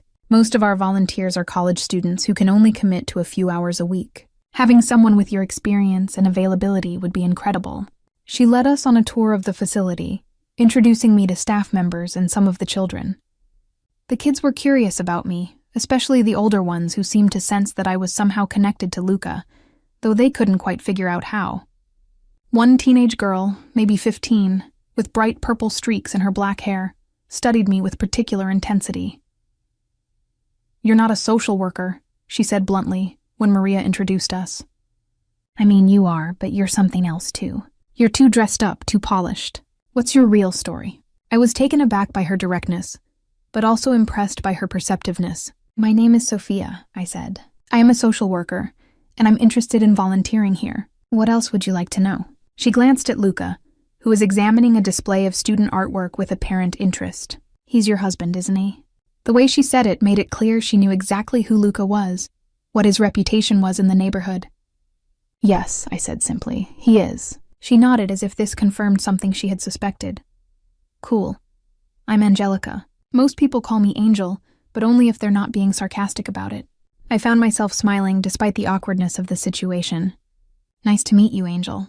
I hope we'll get to work together. Maybe, she said, still studying me with those sharp eyes. Depends on whether you're for real or just playing dress-up in the poor neighborhood. The challenge in her voice was clear, and I respected her for it. These kids had probably seen plenty of well-meaning volunteers who showed up for a few weeks and then disappeared when the novelty wore off. They had learned to be skeptical of outsiders, especially ones who looked like they came from money. I understand your skepticism, I said. I would feel the same way in your position. All I can tell you is that I'm here because I want to be, and I'm hoping to stay for a long time. We'll see, Angel said. But her expression had softened slightly. When the tour concluded, Maria walked us back to the main entrance. I would love to have you start as soon as possible, she said to me. Monday through Thursday, 2 to 6 p.m., if that works for you. We can start you with homework help and see where your interests and skills are most needed. I looked at Luca, who nodded almost imperceptibly. That sounds perfect, I said. I'll see you Monday. As we walked back to the car, I felt lighter than I had in weeks. Having a purpose again, something meaningful to do with my time, was exactly what I needed. You handled that well, Luca said as we settled into the back seat. Maria is protective of her kids, and they're all naturally suspicious of outsiders. But I think you won them over. I hope so, I said. That girl, Angel, she's sharp. She knew exactly who you were. Luca smiled slightly. Angel Rodriguez. Her older brother used to work for me before he went to college. She's protective of her family and her community. If she decides to trust you, the other kids will follow her lead. The drive home was comfortable, filled with discussion about the center, the programs they offered, the challenges they faced. Luca was surprisingly knowledgeable about the organization, and I realized he probably provided financial support beyond what was publicly acknowledged. When I asked him about it directly, he confirmed my suspicion. They do good work, he said simply. Kids need safe places to go after school, positive role models, opportunities to succeed. It's an investment in the community's future. I was beginning to understand that Luca's relationship with his neighborhood was more complex than simple criminal control. He was genuinely invested in its well-being, in the success of its residents. That evening, over dinner, I found myself telling him about my plans for working at the center, my ideas for programs I might develop, my excitement about getting back to work I cared about. He listened with genuine interest, asking questions that showed he understood the challenges facing at-risk youth. When I mentioned my concern about the security arrangements, he assured me that his men would be discreet, positioned outside the building and in the surrounding area, invisible to the kids but close enough to respond if needed. The conversation flowed easily, and I realized we were becoming comfortable with each other in a way I hadn't expected. The careful politeness of our early interactions was giving way to something more natural, more genuine. When he asked about my family, I found myself telling him about my parents, my childhood, my decision to become a social worker. In return, he shared stories about growing up in the North End, about his father's expectations, about the weight of family legacy. It was the most personal conversation we had ever had, and I felt like I was finally beginning to understand the man behind the reputation. After dinner, we settled in the library again, and I noticed it was becoming our routine, this quiet time together at the end of the day. Luca poured wine for both of us, and we talked about books, about travel, about dreams we had harbored before life took us in different directions. I learned that he had wanted to be an architect before family obligations pulled him into the business. He learned that I had once considered joining the Peace Corps, before deciding I could make more impact working in my own community. There was an intimacy to these conversations that went beyond the physical, a meeting of minds that I found surprisingly appealing. When I mentioned feeling guilty about enjoying the luxury of his house while knowing how it was funded, he was quiet for a long moment. I understand your conflict, he said finally. I've made peace with the contradictions in my life, but I don't expect you to. All I ask is that you judge me on how I treat you, not on what you think you know about my business. It was a fair request, and I found myself nodding. You've been kind to me, I said. Patient. More generous than you needed to be under the circumstances. He looked at me intently. The circumstances aren't what I would have chosen either, Sophia. But I'm trying to make the best of them. We both are. There was something in his voice, a hint of vulnerability that I hadn't heard before. For just a moment, I wondered what it would be like if we had met under different circumstances, if we had chosen each other freely. The thought was dangerous, and I pushed it away. But not before I saw something flicker in his eyes that suggested he might be thinking the same thing. When we said goodnight that evening, there was a moment of hesitation at the bottom of the stairs, a charged silence that seemed to stretch between us. I found myself looking at his mouth, wondering what it would be like to kiss him properly. Not the chaste wedding kiss we had shared, but something real, something chosen. The thought sent heat rushing through me, and I stepped back quickly, mumbling goodnight and fleeing to my room.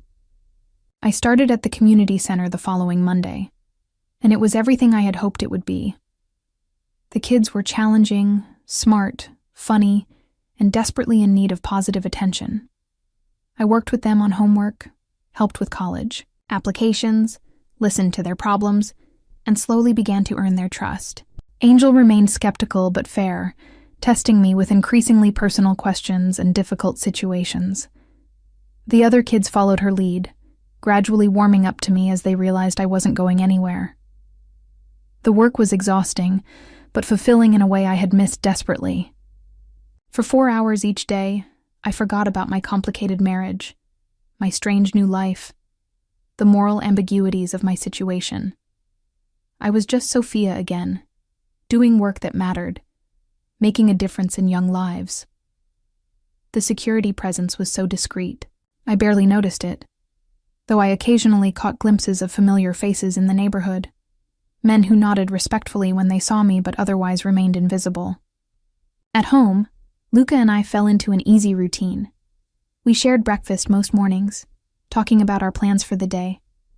I told him stories about the kids, and he listened with genuine interest, sometimes offering insights that showed his deep understanding of the community. Our dinners together became the highlight of my day. Comfortable conversations that ranged from serious discussions about social issues to lighter topics like movies and music. We discovered shared interests and debated different perspectives with a respect that surprised me. The physical attraction I felt for him continued to grow, fed by these intimate conversations and the small kindnesses he showed me daily. Fresh flowers in my room, books he thought I might enjoy, adjustments to household routines to accommodate my work schedule. He was courting me, I realized, in his own subtle way, trying to win my affection rather than simply demanding my compliance. The realization was both thrilling and terrifying. One evening, about 3 weeks after I started at the center, I came home to find Luca in the kitchen, actually cooking. He was standing at the stove, sleeves rolled up, stirring something that smelled incredible. I paused in the doorway, struck by how domestic the scene was, how normal. He looked up when he heard me, smiling in a way that made my heart skip. I thought I'd cook tonight, he said. Give Elena the evening off.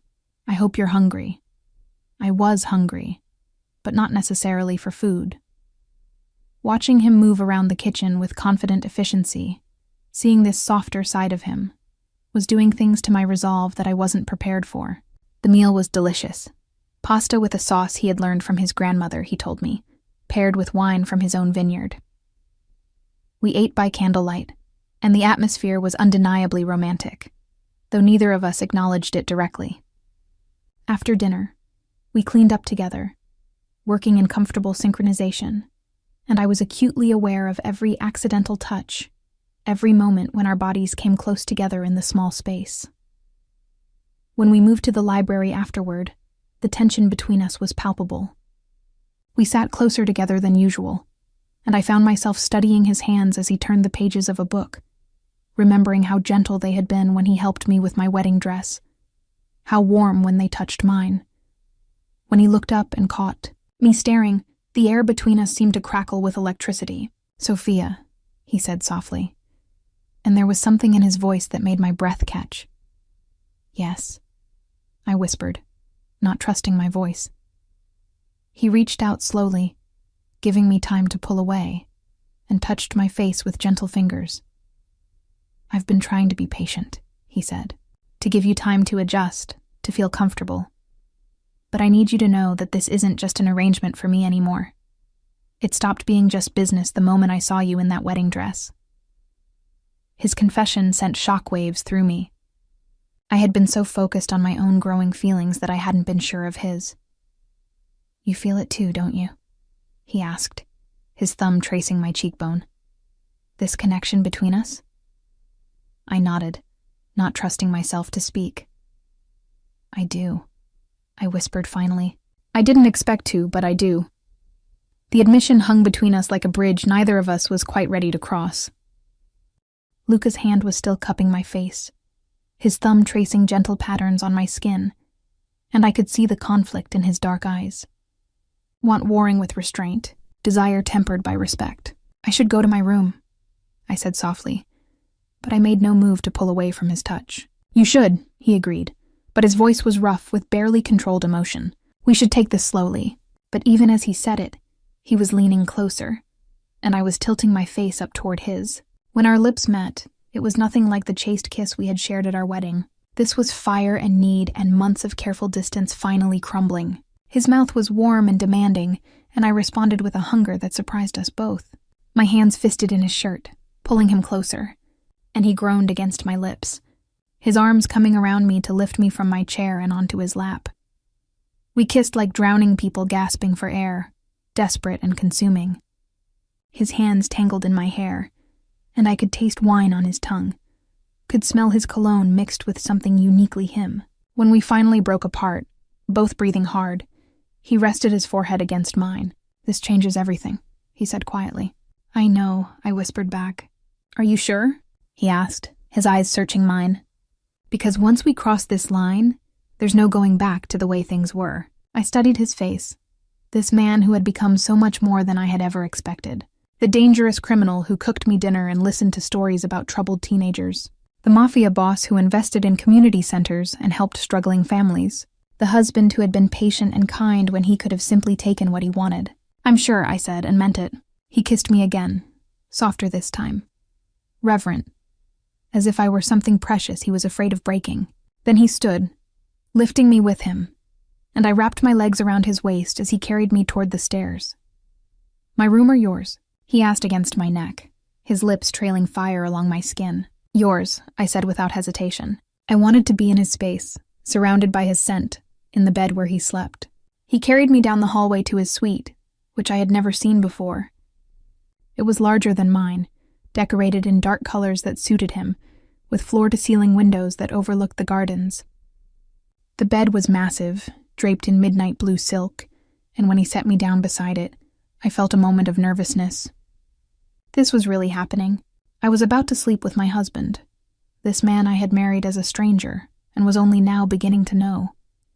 He must have sensed my hesitation because he stepped back, giving me space. "We don't have to do anything you're not ready for," he said gently. "We can just sleep. Just be close." The offer was tempting, but I shook my head. "I want this," I said, reaching for the buttons of his shirt. "I want you." What followed was unlike anything I had ever experienced. Luca was a generous lover, patient and thorough, taking his time to learn what pleased me, to worship my body with a reverence that made me feel like a goddess. He whispered endearments in Italian, words I didn't understand but that sounded like poetry in his deep voice. When he finally joined with me, it was with a tenderness that brought tears to my eyes. This wasn't just sex. It was a claiming, a binding, a transformation of our arrangement into something real and profound. Afterward, we lay tangled together in his silk sheets, my head on his chest, listening to his heartbeat slow to normal. His fingers traced lazy patterns on my bare shoulder, and I felt more content than I had in months. "This is dangerous," he said quietly, his voice rumbling in his chest. What we're doing, what we're feeling, it makes us both vulnerable. I lifted my head to look at him. Are you sorry? Never, he said immediately, his hand coming up to cup my face. But my world is complicated, Sophia. There are people who would use our feelings against us, who would hurt you to get to me. I had known this, of course, but hearing him say it made it real in a way it hadn't been before. What do we do? I asked. We're careful, he said. We don't let anyone see how much you mean to me. In public, we maintain the same dynamic we've always had. Polite, respectful, but distant. In private, he paused, his thumb tracing my lower lip. In private, we can be ourselves. It wasn't ideal, but I understood the necessity. I nodded, then settled back against his chest, feeling safe and cherished in a way I had never expected. We talked quietly until we both fell asleep, and I woke the next morning in his arms, sunlight streaming through the windows, feeling like my life had fundamentally shifted overnight. The next few weeks passed in a haze of stolen moments and careful performances. During the day, we maintained our public personas. Luca was the polite but distant husband. I was the grateful but independent wife. But at night, behind the closed doors of his suite, we explored this new dimension of our relationship with an intensity that left us both breathless. I learned that Luca was a man of contradictions. Ruthless in business but tender with me, feared by his enemies but beloved by his community, capable of violence but gentle in his touch. He told me stories about his childhood, about the weight of expectations that had shaped him, about the choices he had made and the prices he had paid. I shared my own fears and dreams, my guilt about enjoying the luxury his criminal activities provided, my growing love for the work I was doing at the community center. We talked for hours, learning each other's minds as thoroughly as we had learned each other's bodies. The kids at the center noticed the change in me, though they couldn't identify what was different. Angel, ever perceptive, cornered me one afternoon. You're glowing, she said bluntly. Like, literally glowing. What's going on? Nothing, I said, but I could feel the heat rising in my cheeks. She studied me with those sharp eyes. It's him, isn't it? Your husband. You're actually falling for him. I tried to deny it, but Angel was too smart to be fooled. That's either really romantic or really stupid, she said. Probably both. Just be careful, okay? These guys, they're not like normal people. Their world has different rules. I knew she was right, but I was too far gone to care. I was in love with Luca Moretti, completely and irrevocably, and despite the danger, despite the complications, I had never been happier. At home, our relationship continued to deepen. We cooked together, read together, made love with a passion that seemed to grow stronger rather than fade. Luca was attentive and romantic in ways I had never expected, bringing me flowers from his garden, planning surprise dinners, leaving little notes for me to find. It felt like a real marriage, the kind I had always dreamed of, but never thought I would have. The only shadow was the constant awareness of the danger that surrounded us, the knowledge that our happiness existed in a bubble that could be burst at any moment. That moment came on a Tuesday evening in late October. I was at the community center, helping Angel with a college application essay, when one of Luca's security men appeared in the doorway. His face was grim, and I knew immediately that something was wrong. Mrs. Moretti, he said quietly, I need you to come with me, now. The urgency in his voice sent ice through my veins. What's wrong? I asked, already gathering my things. Is Luca okay? I'll explain in the car, he said, but we need to leave immediately. I said quick goodbyes to the kids, promising Angel I would help her finish the essay later, and followed the security man to a waiting SUV.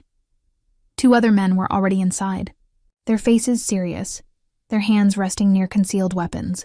What happened? I demanded as the car pulled away from the center. There was an attempt on Mr. Moretti's life this afternoon, the man said bluntly. He's alive, but there were casualties. We're taking you somewhere safe until the situation is resolved. The words hit me like physical blows. Someone had tried to kill Luca. He was alive, but hurt. How badly? Who was responsible?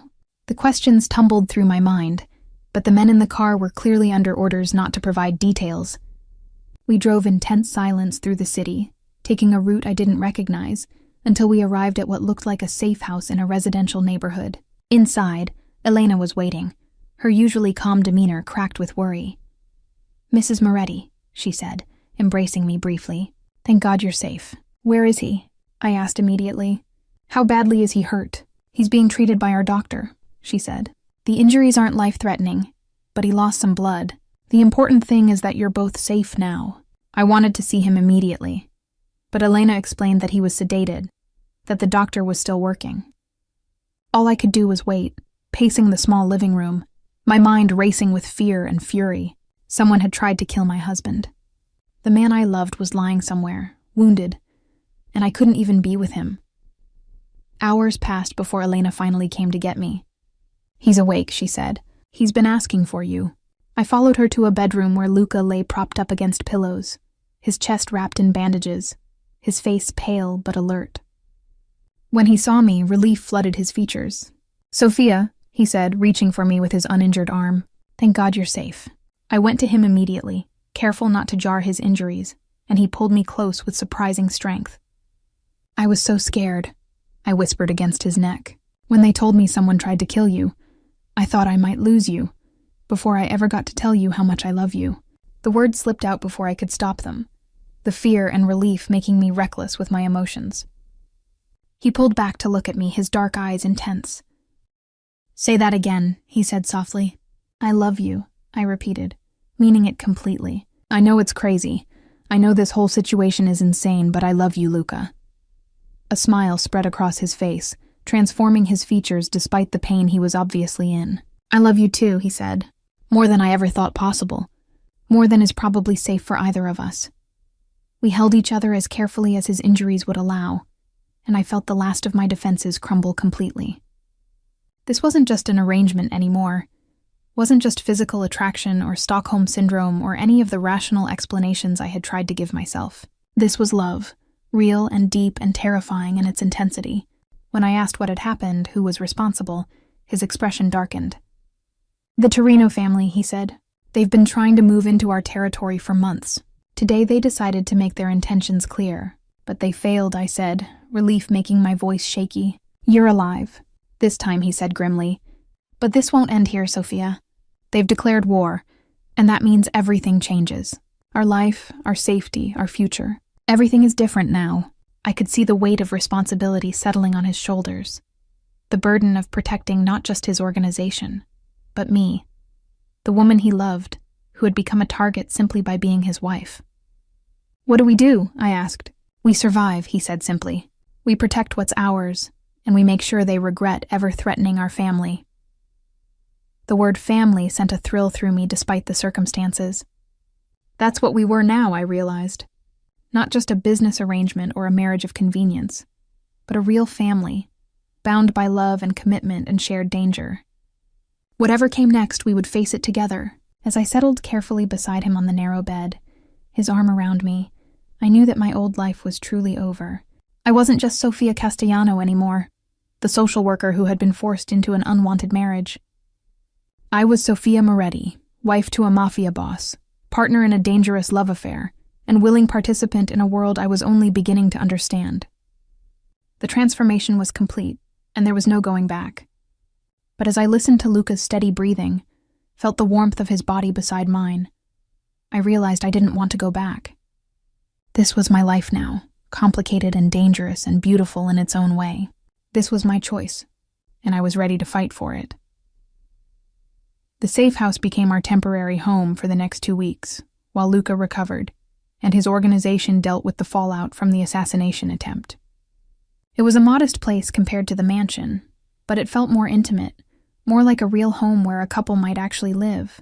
We were forced into closer quarters, sharing meals in a small kitchen, watching television on an old couch, existing without the army of staff that usually managed our daily lives. In some ways, it was the most normal our relationship had ever felt, despite the armed guards stationed outside and the constant awareness that we were hiding from people who wanted us dead. Luca healed quickly, his natural strength and stubbornness overriding the doctor's recommendations for rest. Within a week, he was conducting business from the living room, his laptop and secure phones turning our refuge into a command center. I watched him work, marveling at the complexity of his operations, the number of people who depended on his decisions, the weight of responsibility he carried. The Torino situation was more serious than he had initially let on. They weren't just trying to expand their territory. They were attempting a complete takeover of his organization's operations in the North End. The assassination attempt had been the opening move in what promised to be a bloody war. Luca spent hours on encrypted calls, coordinating with his lieutenants, planning responses, trying to minimize civilian casualties while protecting his people and his interests. I could see the toll it was taking on him, the stress of managing a crisis while still recovering from his injuries. When I offered to help, to take on some of the administrative tasks that were piling up, he initially refused. "This isn't your world," he said. "I don't want you more involved than you already are." "But I'm already involved," I pointed out. "I'm your wife, your partner. Let me help." Reluctantly, he began allowing me to handle some of the legitimate business communications, to coordinate with the managers of his legal enterprises. It was a small role, but it made me feel useful, like I was contributing rather than just being protected. The community center had to be put on hold, much to my disappointment. It wasn't safe for me to maintain my regular schedule, and the kids were asking questions about my sudden absence that Maria couldn't answer. I missed the work desperately, missed the sense of purpose it gave me, missed the kids who had become so important to me. Angel had somehow gotten my cell phone number and texted me daily, updates about her college applications mixed with pointed questions about when I was coming back. I couldn't tell her the truth, couldn't explain that my husband was recovering from gunshot wounds while planning a war against a rival crime family. So I gave vague excuses about family emergencies and promised to return as soon as possible. The lies felt heavier now that I was in love with Luca, now that I was truly part of his world, rather than just an unwilling participant. Every deception was a reminder of the double life I was living, the gap between who I appeared to be and who I really was. One evening, as we sat together on the small couch, Luca's arm around me while he reviewed reports on his tablet, I asked him about his long-term plans. Not for the business, but for us, for our future together. He was quiet for a long moment, his fingers absently stroking my hair. "I want to give you everything," he said finally. "A real life, not just this existence in the shadows. But I don't know how to do that without leaving everything I've built. Everyone who depends on me, and I can't do that. Too many people would suffer." I understood his dilemma, but it didn't make it easier to accept. "What if we had children?" I asked, the question slipping out before I could stop it. "Would you want them to grow up in this world?" His hand stilled in my hair, and I felt his body tense. "Children," he repeated, as if the word were foreign to him. I hadn't meant to bring it up, but now that it was out there, I couldn't take it back. "Would you want that?" I asked quietly. "A family?" He was silent for so long I thought he wasn't going to answer. Then he turned to look at me, his dark eyes intense. "With you? Yes. I would want that more than anything. But the thought terrifies me. Why?" I asked, though I thought I knew the answer. "Because children would be the ultimate vulnerability," he said. "The one thing my enemies could use against me that would destroy me completely. Because I don't know how to be a father when my own father taught me that love was weakness, and family was just another business asset. Because I'm afraid I would fail them the way I've failed so many other people." The pain in his voice broke my heart. "You wouldn't fail them," I said firmly. "You're not your father, Luca. You've shown me kindness and patience and love. You've built something in your community that goes beyond just criminal enterprise. You help people, protect them, give them opportunities. That's the kind of father you would be." He pulled me closer, burying his face in my hair. "I want to believe that," he said. "I want to believe I could give you and our children a good life. But this world, Sophia, it's not safe for innocents. It's not safe for the people I love." The conversation stayed with me for days. This glimpse into Luca's deepest fears and desires. I began to understand that his reluctance to fully embrace our relationship wasn't about not caring enough, but about caring too much. The war with the Torinos escalated quickly. There were shootings, bombings, businesses burned. The violence was mostly contained to the criminal underworld, but innocent people were getting caught in the crossfire. Luca's stress levels reached a breaking point as he tried to protect his territory while minimizing civilian casualties. He barely slept, barely ate, and I could see the toll it was taking on his health. When I tried to get him to rest, he snapped at me, his temper frayed by exhaustion and pressure. "I'm sorry," he said immediately, pulling me into his arms. "I'm not angry at you. I'm angry at this situation, at the choices I have to make, at the fact that loving you has made me weak when I need to be strong." "You're not weak," I told him. "You're human. There's a difference."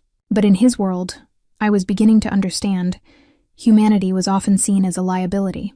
The breaking point came when the Torinos targeted one of Luca's legitimate businesses, the restaurant where we had eaten on our first outing together. They firebombed it in the middle of the night, and while no one was killed, Marco was hospitalized with severe burns trying to save his life's work. When Luca got the call, I watched his face transform into something cold and terrible. The man I loved disappeared, replaced by the ruthless criminal his enemies feared. He made a series of phone calls, his voice deadly calm as he issued orders I didn't want to understand. Then he turned to me, and for a moment I saw a stranger.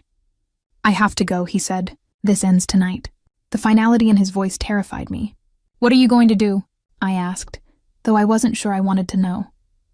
"What I should have done weeks ago," he said. "What I would have done immediately if I hadn't been worried about your safety, about protecting you from this side of my life. But they've made it clear that there's no protecting you, no keeping you separate from what I am. So now they get to see what I am when someone threatens my family." The word family again, but this time it carried the weight of violence, of retribution. I wanted to beg him not to go, to find another way, but I could see in his eyes that the decision was already made. The Torinos had crossed a line by targeting innocent people, by hurting Marco, by making it impossible for Luca to protect the things he cared about through restraint. "Be careful," I said instead, reaching up to cup his face. "Come back to me. Always," he promised, kissing me with a desperation that suggested he wasn't entirely certain he could keep that promise. "I love you, Sophia. Whatever happens tonight, whatever you hear about what I've done, remember that I love you." Then he was gone, leaving me alone in the safe house with Elena and the security team, waiting for news that might change everything. The hours that followed were the longest of my life. I paced the small living room, unable to sit still, unable to focus on anything except the knowledge that the man I loved was out there doing things that would haunt him, that might get him killed, that would certainly change him. Elena tried to distract me with conversation, with food, with television, but nothing worked. All I could do was wait and pray and try not to imagine the worst. The news came at dawn. Elena's phone rang, and she answered it in rapid Italian, her face carefully neutral as she listened. When she hung up, she turned to me with something that might have been relief. "It's over," she said simply. "Mr. Moretti is safe. The Torino threat has been eliminated." I should have felt relief, but instead, I felt a strange numbness. Eliminated. Such a clinical word for what I knew had been brutal violence. How many people had died tonight? How much blood was on Luca's hands? How much had this cost him? Not just in terms of his organization, but in terms of his soul. When he finally returned to the safe house 12 hours later, I barely recognized him. He was physically unharmed, but emotionally devastated, the weight of what he had done written in every line of his body. He looked at me as if he expected me to recoil, to finally see him for the monster he believed himself to be. Instead, I went to him, wrapping my arms around him, holding him as tightly as I could. I could feel him shaking, this powerful man reduced to trembling by the violence he had committed in the name of protecting what he loved. "I'm sorry," he whispered against my hair. "I'm so sorry you have to see me like this. Know what I'm capable of." "I love you," I said firmly. "All of you, even this part.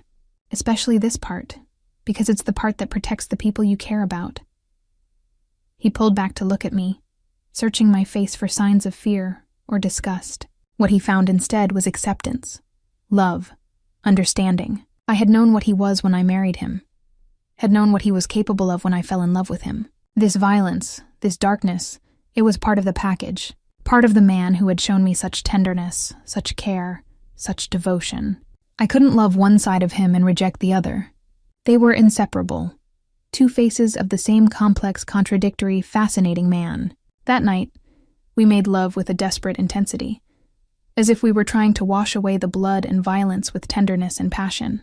Afterward, as we lay tangled together in the narrow bed, Luca told me what had happened, the details of the war that had ended as quickly as it had begun. The Torino family was finished, their leadership dead, their organization scattered.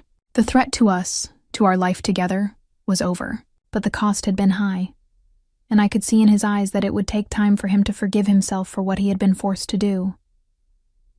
"We can go home now," he said quietly. "Back to our real life, our real house, back to pretending to be normal." "I don't want to pretend anymore," I said, surprising us both. I want to be your real wife, your real partner. I want to help you build something better, something that doesn't require so much violence. I want to have your children and raise them to be better than both of us.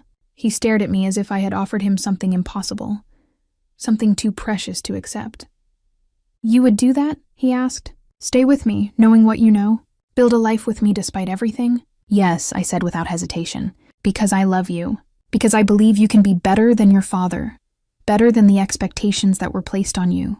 Because I think together we can create something beautiful, even in this dark world. He kissed me then, soft and reverent, and I tasted salt on his lips. Tears of relief, of gratitude, of hope for a future neither of us had dared to imagine. Tomorrow we would go home, back to the mansion, back to the complicated dance of public performance and private truth.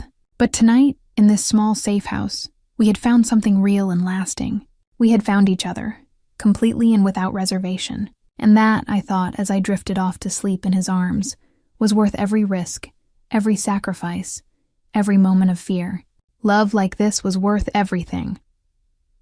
Returning to the mansion felt like stepping back into a previous life, one that belonged to different people than who we had become during our weeks in the safe house. The grand rooms that had once intimidated me now felt almost foreign, too large and formal for the intimate relationship Luca and I had developed. Elena greeted us at the door with obvious relief, but I could see her taking note of the changes in our dynamic, the way Luca's hand rested possessively on my lower back, the way I leaned into him naturally, without the careful distance we had maintained before, the way we looked at each other with an intimacy that couldn't be hidden. She was too professional to comment, but I saw approval in her eyes. She had been hoping for this development, I realized, had been waiting for us to find our way to each other. The staff had maintained the house perfectly in our absence, but it felt empty, sterile, lacking the warmth that had developed between us in our temporary refuge. The first few days back were an adjustment. Luca threw himself into rebuilding and reorganizing his operations, the aftermath of the war requiring his constant attention. Businesses needed to be secured, territories redistributed, new alliances formed.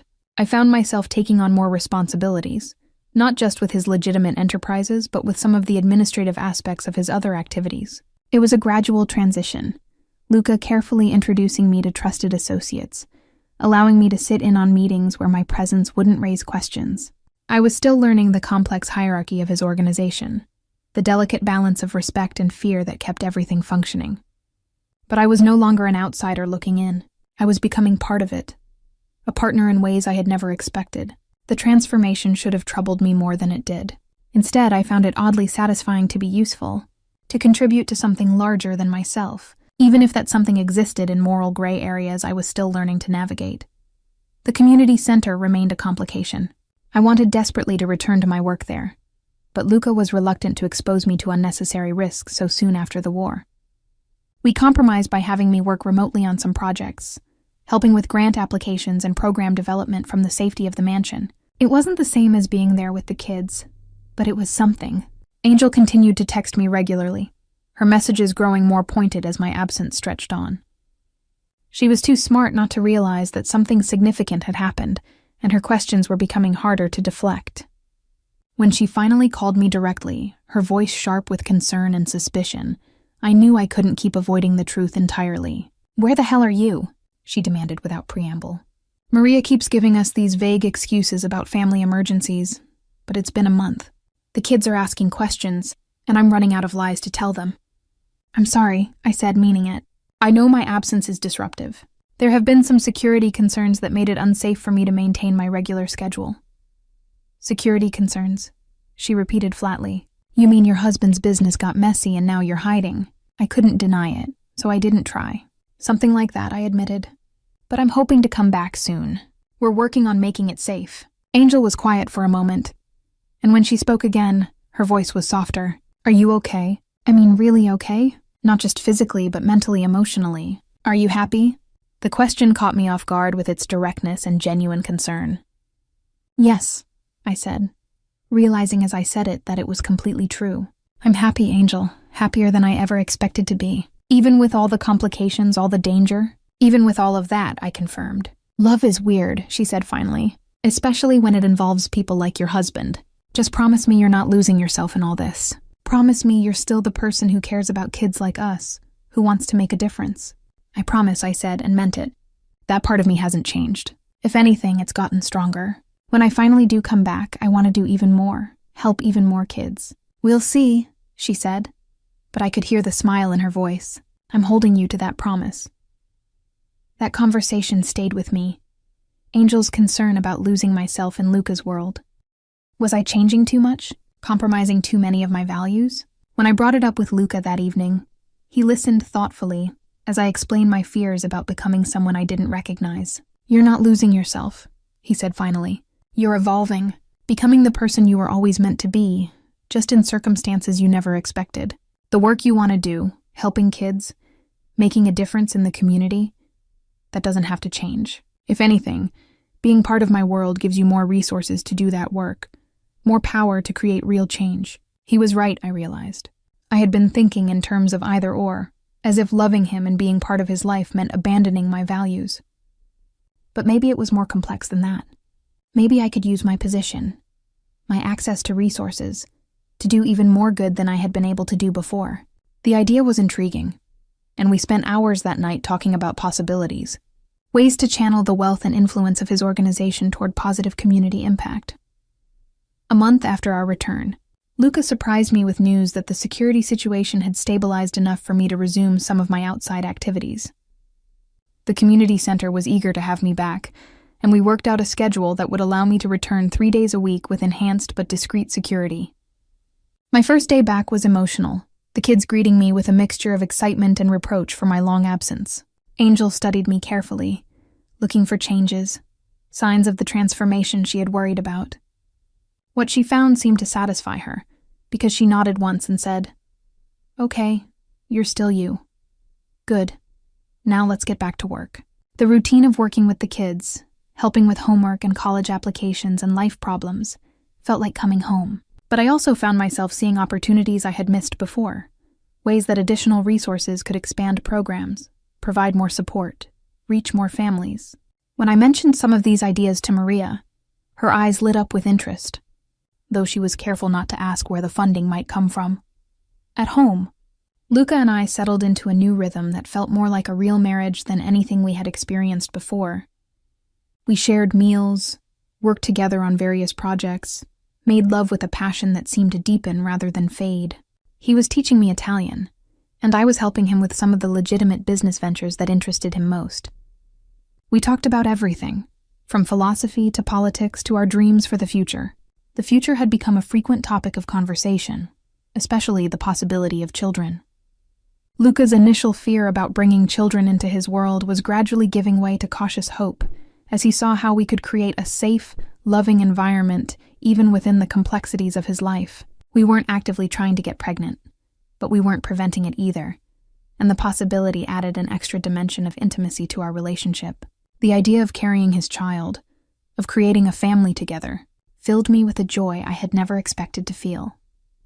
One evening in late November, as we sat in the library reading together, Luca's phone rang with a call that would change everything. I could tell from his expression that it was serious, and when he answered in Italian, his voice was carefully controlled. The conversation was brief, but I saw his face pale as he listened. When he hung up, he sat in silence for a long moment, staring at the phone. "What is it?" I asked, fear creeping into my voice. "My father," he said quietly. "He's had a heart attack. He's in the hospital and it doesn't look good." The complicated relationship Luca had with his father was something we had discussed many times. Respect mixed with resentment, love tempered by disappointment, the weight of expectations that had shaped his entire life. Despite everything, I knew this news would devastate him. "We need to go to him," I said immediately. He looked at me with surprise. "You would do that? Come with me to see him." "Of course," I said. "He's your father. He's family. And you shouldn't have to face this alone." The hospital was in New York, and we flew down that night on Luca's private jet. The flight was tense, Luca lost in his own thoughts, preparing himself for what might be a final conversation with the man who had defined so much of his life. I held his hand, offering what comfort I could, but I knew this was something he had to face largely on his own. The hospital was one of the best in the city, and Luca's father had been given a private room with round-the-clock care. When we arrived, other family members were already there. Luca's mother and sister, various cousins and associates. They greeted me politely, but with obvious curiosity. I was still relatively new to the family, and this crisis was bringing together people who had known each other for decades. Luca's mother embraced me warmly, though, and I could see relief in her eyes that her son hadn't come alone. She had been hoping our marriage would become real, I realized. Had been waiting for signs that we had found our way to love. Luca's father was awake but weak, his powerful frame diminished by illness and age. When Luca entered the room, the old man's eyes sharpened with something that might have been pride or regret or both. They spoke in Italian, their voices low and intense, and I could see years of complicated history playing out in their exchange.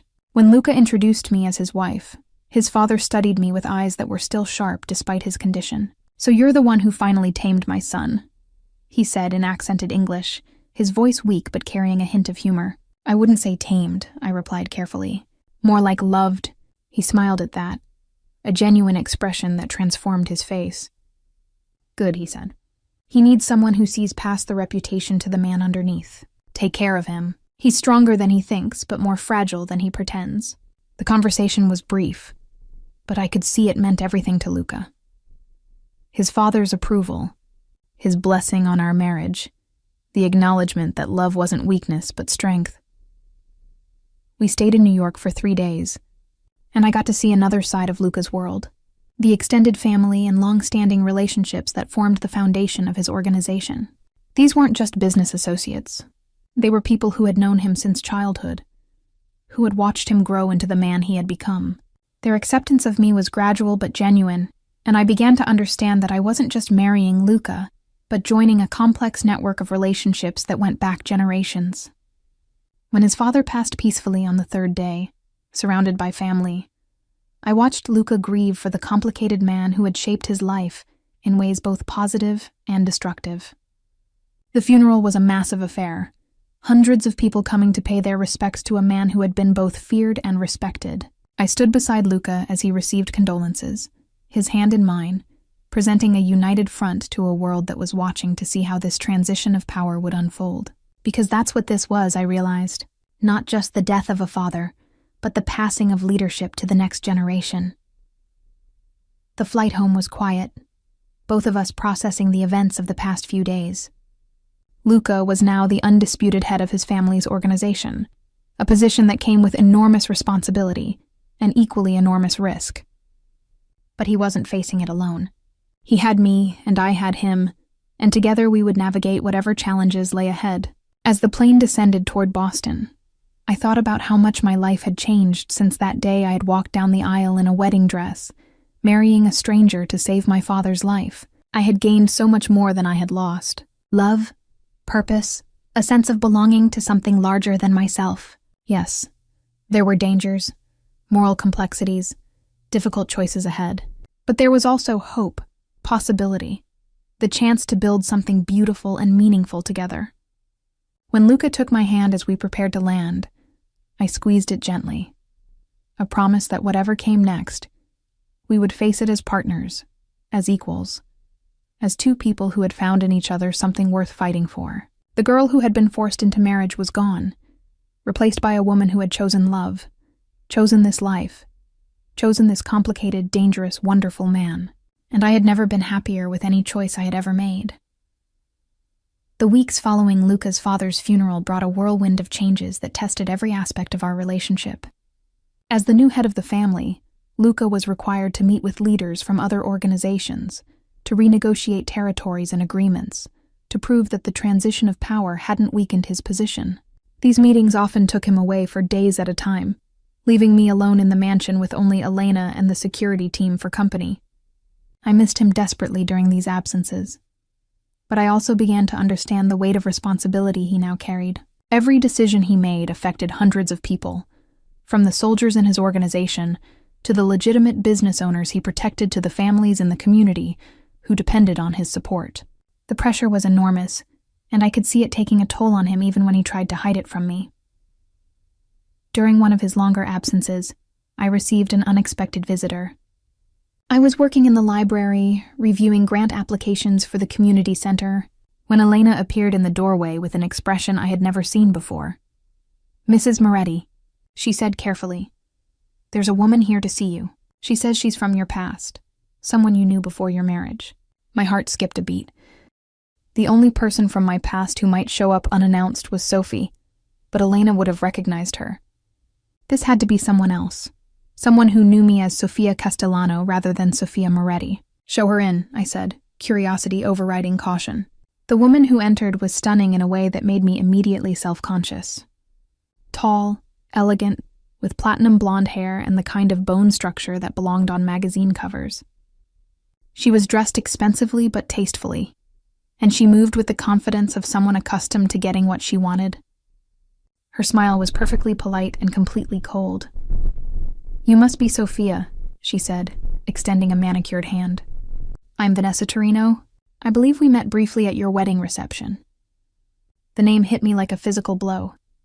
Torino. The family that had tried to kill Luca, that had been eliminated in the war that followed. But this woman was clearly alive, clearly here for a reason that couldn't be good. "I'm sorry," I said carefully, not taking her offered hand. "I think there's been some mistake. The Torino family no longer exists." Her smile widened, becoming even more predatory. "Oh, but it does. You see, I was married to Vincent Torino, but I was smart enough to distance myself from the family business before things got messy. Legally, financially, completely. When your husband eliminated my late husband and his brothers, I was already protected. And now I'm here to collect what's owed to me." I felt ice forming in my veins. "What could possibly be owed to you?" I asked, though I was afraid I already knew the answer. "Compensation," she said simply, settling into one of the leather chairs without invitation. "My husband's death, while perhaps justified in your world's terms, left me in a difficult position. I lost my home, my lifestyle, my security. I think it's only fair that the man responsible help me rebuild. And since he's not here, I thought I'd discuss it with his lovely wife."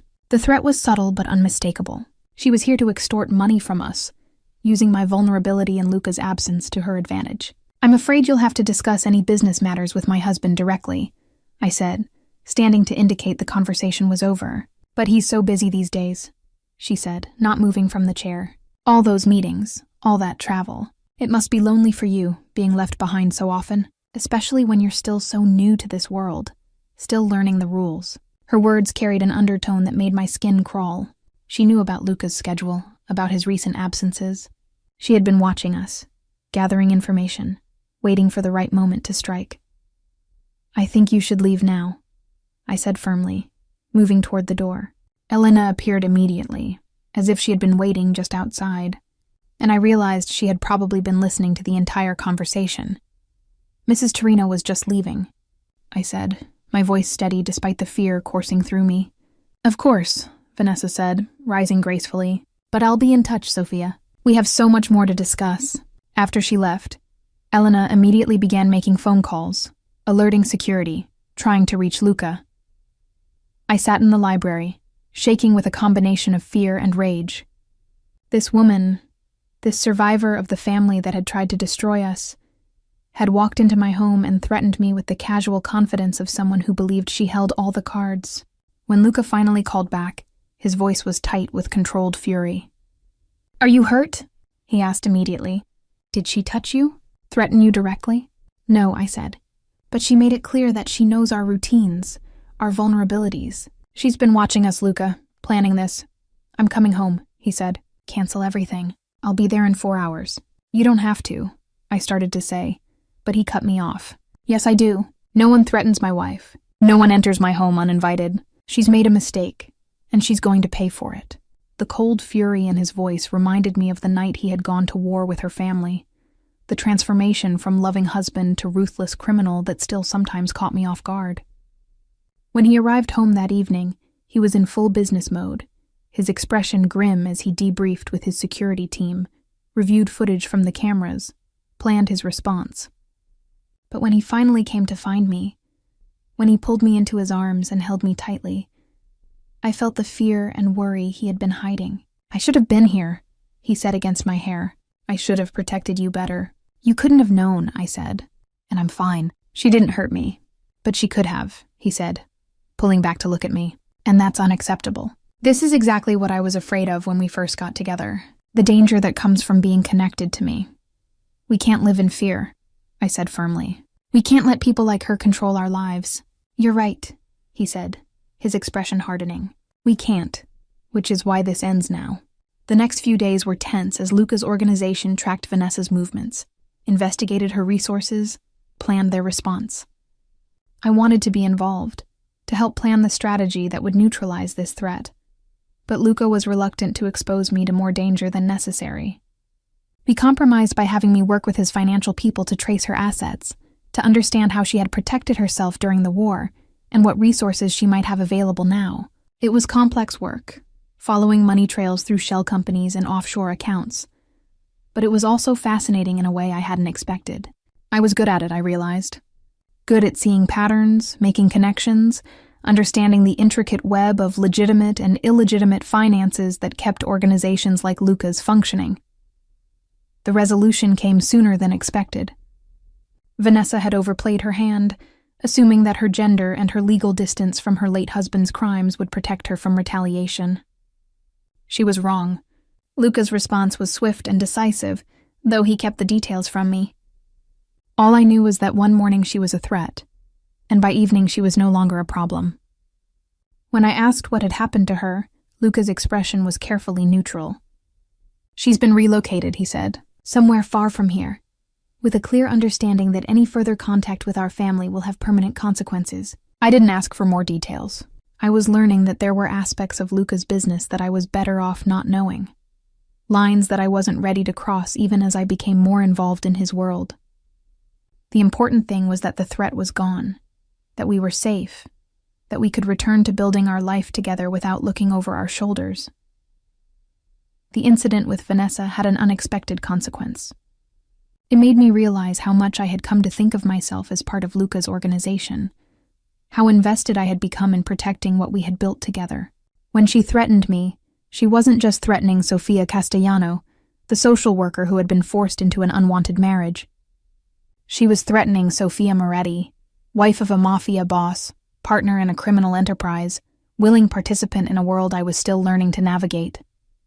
The transformation was complete in a way I hadn't fully recognized until that moment. I wasn't just playing a role anymore. I had become the role, and I was surprised to discover that I was comfortable with that evolution. More than comfortable.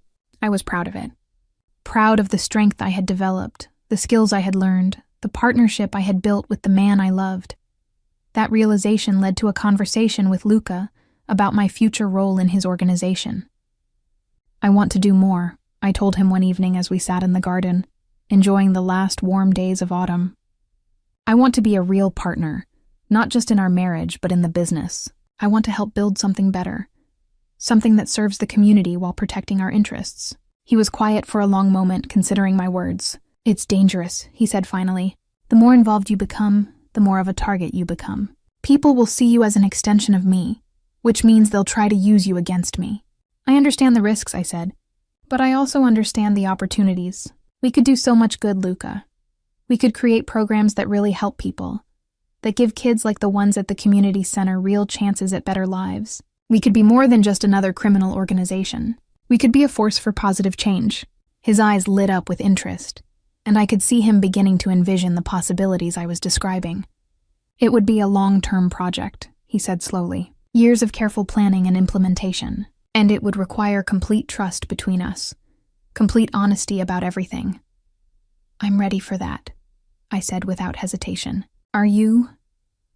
He studied my face in the fading light, searching for any sign of doubt or reservation. What he found seemed to satisfy him, because he smiled and pulled me closer. Yes, he said, I think I am. We spent the rest of the evening planning, dreaming, imagining a future where our love could be a foundation for something larger than ourselves. It wouldn't be easy, and it wouldn't be without risk, but it would be ours. Built together, protected together, shared together. As we walked back to the house hand in hand, I thought about how far we had both come from that day in the church, when we had exchanged vows with strangers. We were no longer strangers. We were partners, lovers, conspirators in the best possible sense. We were building something beautiful and dangerous and completely our own. and I couldn't wait to see what we would create together. Christmas morning arrived with the first real snowfall of the season, transforming the mansion's grounds into a winter wonderland that looked like something from a fairy tale. I woke in Luca's arms, as I had every morning for the past month, and felt a contentment so complete it almost frightened me. 6 months ago, I had been a single social worker living paycheck to paycheck, forced into a marriage I didn't want with a man I feared. Now I was lying in silk sheets in a mansion, married to a man I loved desperately, planning a future that would have been unimaginable to my former self. The transformation still amazed me sometimes, how completely my life had changed, how thoroughly I had embraced this new version of myself. Luca stirred beside me, his arm tightening around my waist as he woke. "Buon Natale, amore mio," he murmured against my neck, his voice rough with sleep. The Italian endearments had become natural between us, another sign of how deeply I had integrated into his world. "Merry Christmas," I replied, turning in his arms to face him. His dark hair was tousled from sleep, his jaw shadowed with stubble, and he looked younger somehow, more relaxed than he did during his business hours. These quiet morning moments were precious to me, when he was just Luca rather than the head of a criminal organization, when we could pretend we were a normal couple waking up on Christmas morning. We had planned a quiet celebration, just the two of us and Elena, who had become more like family than staff over the months I had lived here. Luca's mother and sister were spending the holiday in Italy, visiting extended family, and we had decided to create our own traditions rather than joining the larger family gatherings that would have required us to maintain our public personas. After breakfast, we exchanged gifts in the library, sitting on the floor beside the fireplace like children. Luca had given me a necklace that took my breath away, a delicate chain with a pendant that held a small diamond surrounded by emeralds. "It's beautiful," I said, touching the stones reverently, "but it's too much." "Nothing is too much for you," he said, fastening it around my neck with gentle fingers. "Besides, the emeralds match your eyes when you're angry." I laughed, remembering some of our early arguments, the fire that had sparked between us even when we were trying to maintain distance. My gift to him was more personal, a leather-bound photo album I had been working on secretly for weeks. It contained pictures from our wedding, from our time at the safe house, from quiet moments around the mansion, documenting the evolution of our relationship from strangers to lovers. The last page held a photo Elena had taken of us in the garden, looking at each other with such obvious love that it made my heart ache to see it. "This is perfect," he said softly, studying each page carefully. "This is us. Our real story." The afternoon brought an unexpected visitor. We were in the kitchen, attempting to cook dinner together despite Elena's protest that she could handle everything, when the security system announced an arrival at the gate. Luca frowned, checking his phone for any scheduled appointments he might have forgotten. We weren't expecting anyone, and unannounced visitors were always cause for concern in his world. The intercom crackled to life, and I heard a familiar voice that made my heart leap. "Sophia, it's Sophie. I know you're in there, and I'm not leaving until I see you." I looked at Luca in panic. Sophie had never come to the house before, had never even seen it. Her presence here meant something was seriously wrong, or she had finally decided to confront the reality of my new life directly. "Let her in," I said quickly. "She's my best friend. She wouldn't come here unless it was important." Luca nodded to his security team, and within minutes Sophie was being escorted to the kitchen, her eyes wide as she took in the grandeur of the house. "Holy shit. Sophia," she breathed, then immediately looked embarrassed. "Sorry, this place is incredible, but that's not why I'm here." She looked at Luca with a mixture of curiosity and wariness. "You must be the husband. I've heard a lot about you. All good things, I hope," Luca said with a slight smile, extending his hand. "I'm Luca, and you're Sophie. Sophia talks about you constantly." Sophie shook his hand, studying his face with the intensity of a best friend evaluating her friend's boyfriend. Except this wasn't a boyfriend, this was a husband, and the stakes were infinitely higher. "What's wrong?" I asked, sensing the tension in her posture. "Why are you here?" She glanced at Luca uncertainly, and I realized she wasn't sure how much she could say in front of him. "It's okay," I said.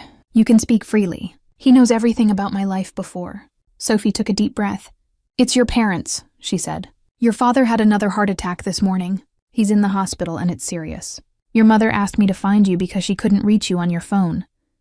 The words hit me like a physical blow. My father, the man whose debt had started this entire chain of events, was dying, and I hadn't even known he was sick again. I fumbled for my phone, realizing I had left it upstairs when we came down to cook.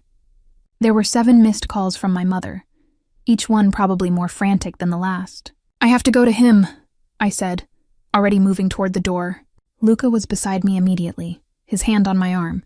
"Of course," he said. "I'll have the car ready in 5 minutes." Sophie looked between us, clearly surprised by his immediate support. "You're coming with me?" I asked, grateful but not wanting to assume. "Try to stop me," he said firmly. "He's family now. We go together."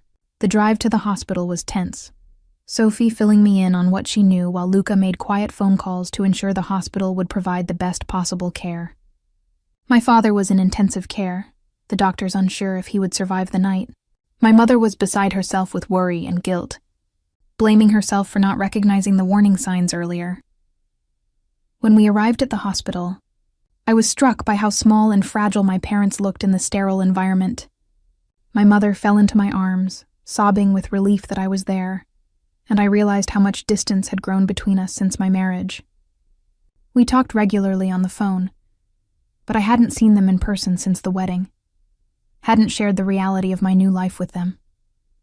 They knew I was happy, but they didn't understand how completely I had changed, how thoroughly I had embraced my role as Luca's wife. My father was unconscious, connected to machines that monitored his vital signs with electronic beeps and flashing lights. He looked older than I remembered, worn down by months of stress and guilt over the debt that had changed all our lives. I took his hand, surprised by how cold it felt, and whispered that I was there, that I loved him, that everything was going to be okay. Luca stood behind me, his presence a solid comfort, and I felt my mother's surprise when she realized he intended to stay, to support me through this crisis. The next few hours were a blur of medical consultations and waiting room vigils. Luca handled the practical details with quiet efficiency, ensuring my father received the best possible care, arranging for specialists to be consulted, making sure my mother had everything she needed.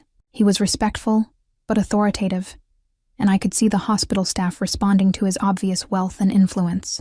Money opened doors, even in life and death situations, and I was grateful for the resources that came with being his wife.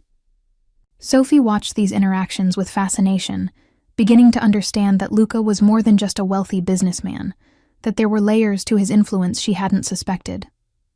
When my father finally stabilized, and the doctors expressed cautious optimism about his recovery, I felt a relief so profound it left me shaking. Luca held me while I cried, his arms strong and steady around me, and I heard my mother whisper to Sophie that she had never seen me so loved, so protected.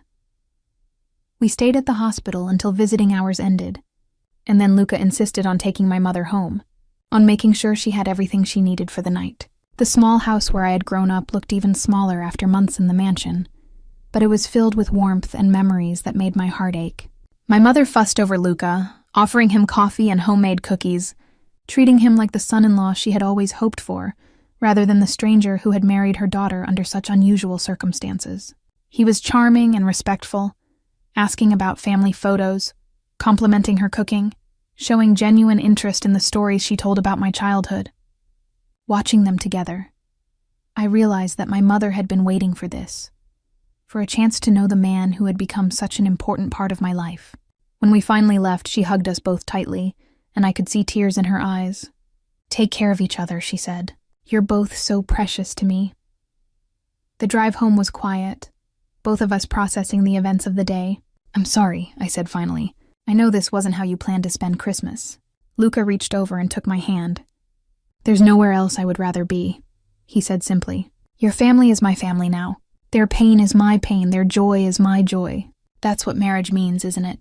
His words brought fresh tears to my eyes, but these were tears of gratitude rather than grief. I had been so focused on the dramatic aspects of our relationship, the danger and passion and moral complexity, that I had almost forgotten the simple beauty of having a partner who would stand beside me through anything.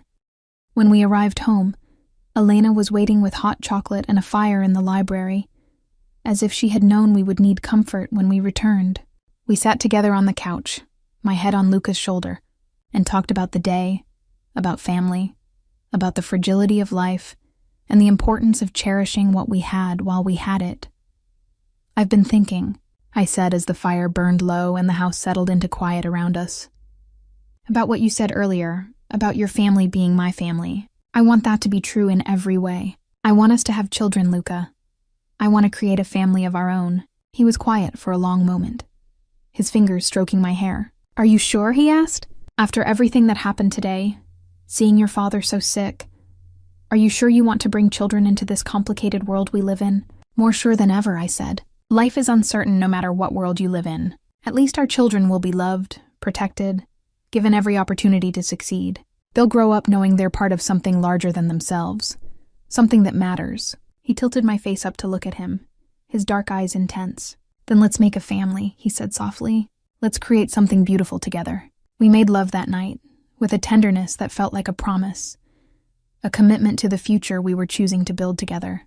And as I fell asleep in his arms, I thought about the children we might have, the legacy we might leave, the love story we were still writing.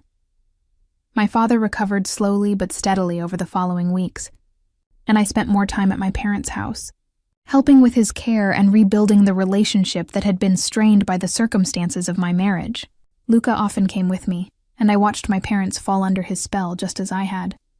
He was patient with my father's questions about his business, honest about the legitimate enterprises while carefully avoiding the illegal aspects. He brought my mother flowers from his garden and listened to her stories with genuine interest. He fixed things around their house that had been broken for months, small repairs that my father was no longer strong enough to handle. Gradually, they began to see him not as the man who had bought their daughter, but as the man who loved her, who would protect and cherish her for the rest of their lives. The new year brought new possibilities and new challenges. Luca's organization was stronger than ever, his leadership firmly established, his vision for the future beginning to take shape.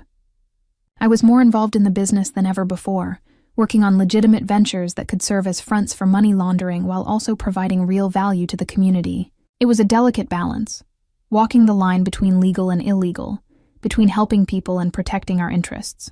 But it was work that mattered, work that made a difference, and I found myself energized by the challenge of building something meaningful within the constraints of our complicated world.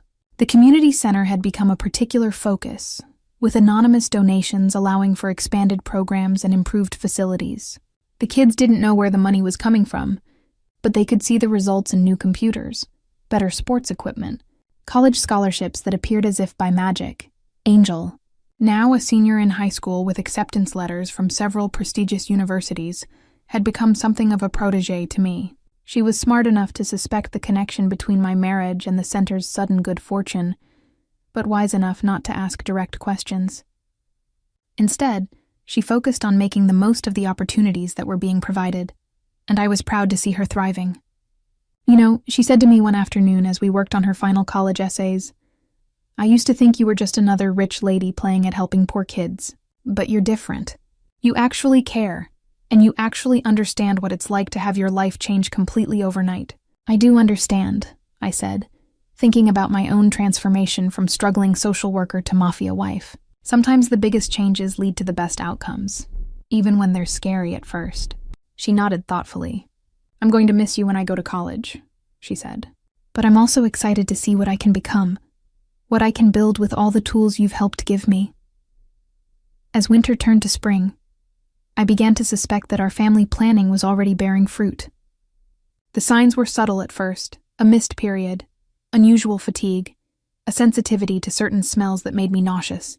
When I finally took a pregnancy test, seeing those 2 pink lines appear, I felt a joy so profound it took my breath away. I was carrying Luca's child, our child, the next generation of a family we were building together. Telling him was one of the most beautiful moments of my life. I waited until we were in the garden, surrounded by the flowers he had planted, the beauty he had created with his own hands. When I showed him the test, his face went through a series of emotions so quickly I could barely track them. Shock, joy, fear, wonder, and finally, a love so deep it made my heart ache to see it. "We're going to be parents," I said, still hardly believing it myself. "We're going to have a baby." He pulled me into his arms, spinning me around despite my protest that he needed to be careful. And when he set me down, there were tears in his eyes. "I love you," he said fiercely. "I love you and our baby and the life we're building together. I never thought I could be this happy, this complete." The pregnancy progressed smoothly, and I continued working at the community center until my doctor recommended I reduce my activities. Luca was protective to the point of being overprotective, hiring additional security, insisting on accompanying me to every doctor's appointment, researching every aspect of pregnancy and childbirth with the same intensity he brought to business deals. It was endearing and occasionally frustrating, but I understood his need to control what he could in a situation where so much was beyond anyone's control. We spent hours talking about our hopes for our child, the values we wanted to instill, the kind of parents we wanted to be. We would be better than our own parents, we promised each other. We would give our child love and security and opportunities, but also the freedom to choose their own path. As my belly grew and the baby's movements became stronger, I felt a contentment I had never imagined possible. This was what happiness looked like, I realized. Not the dramatic passion of our early relationship, but this quiet joy of building something lasting together. The baby was born on a warm day in September, exactly 9 months after that Christmas night, when we had decided to start our family. Labor was long and difficult, but Luca never left my side, holding my hand through every contraction, whispering encouragement in Italian and English, being the anchor I needed in the storm of bringing new life into the world. When our daughter finally arrived, perfect and healthy and absolutely beautiful, I watched Luca hold her for the first time and saw him transformed yet again. The dangerous criminal, the ruthless businessman, the complex man I had married became simply a father, overwhelmed with love for this tiny person who was half him and half me. We named her Isabella, after his grandmother, and she was everything we had hoped for and more. As I held her in the hospital room, Luca beside me, both of us exhausted and exhilarated, I thought about the journey that had brought us to this moment. From a forced marriage to a love story, from strangers to partners to parents. It hadn't been the life I had planned, but it was the life I had chosen, and I couldn't imagine wanting anything different. This was our family, our future, our happily ever after, and it was perfect.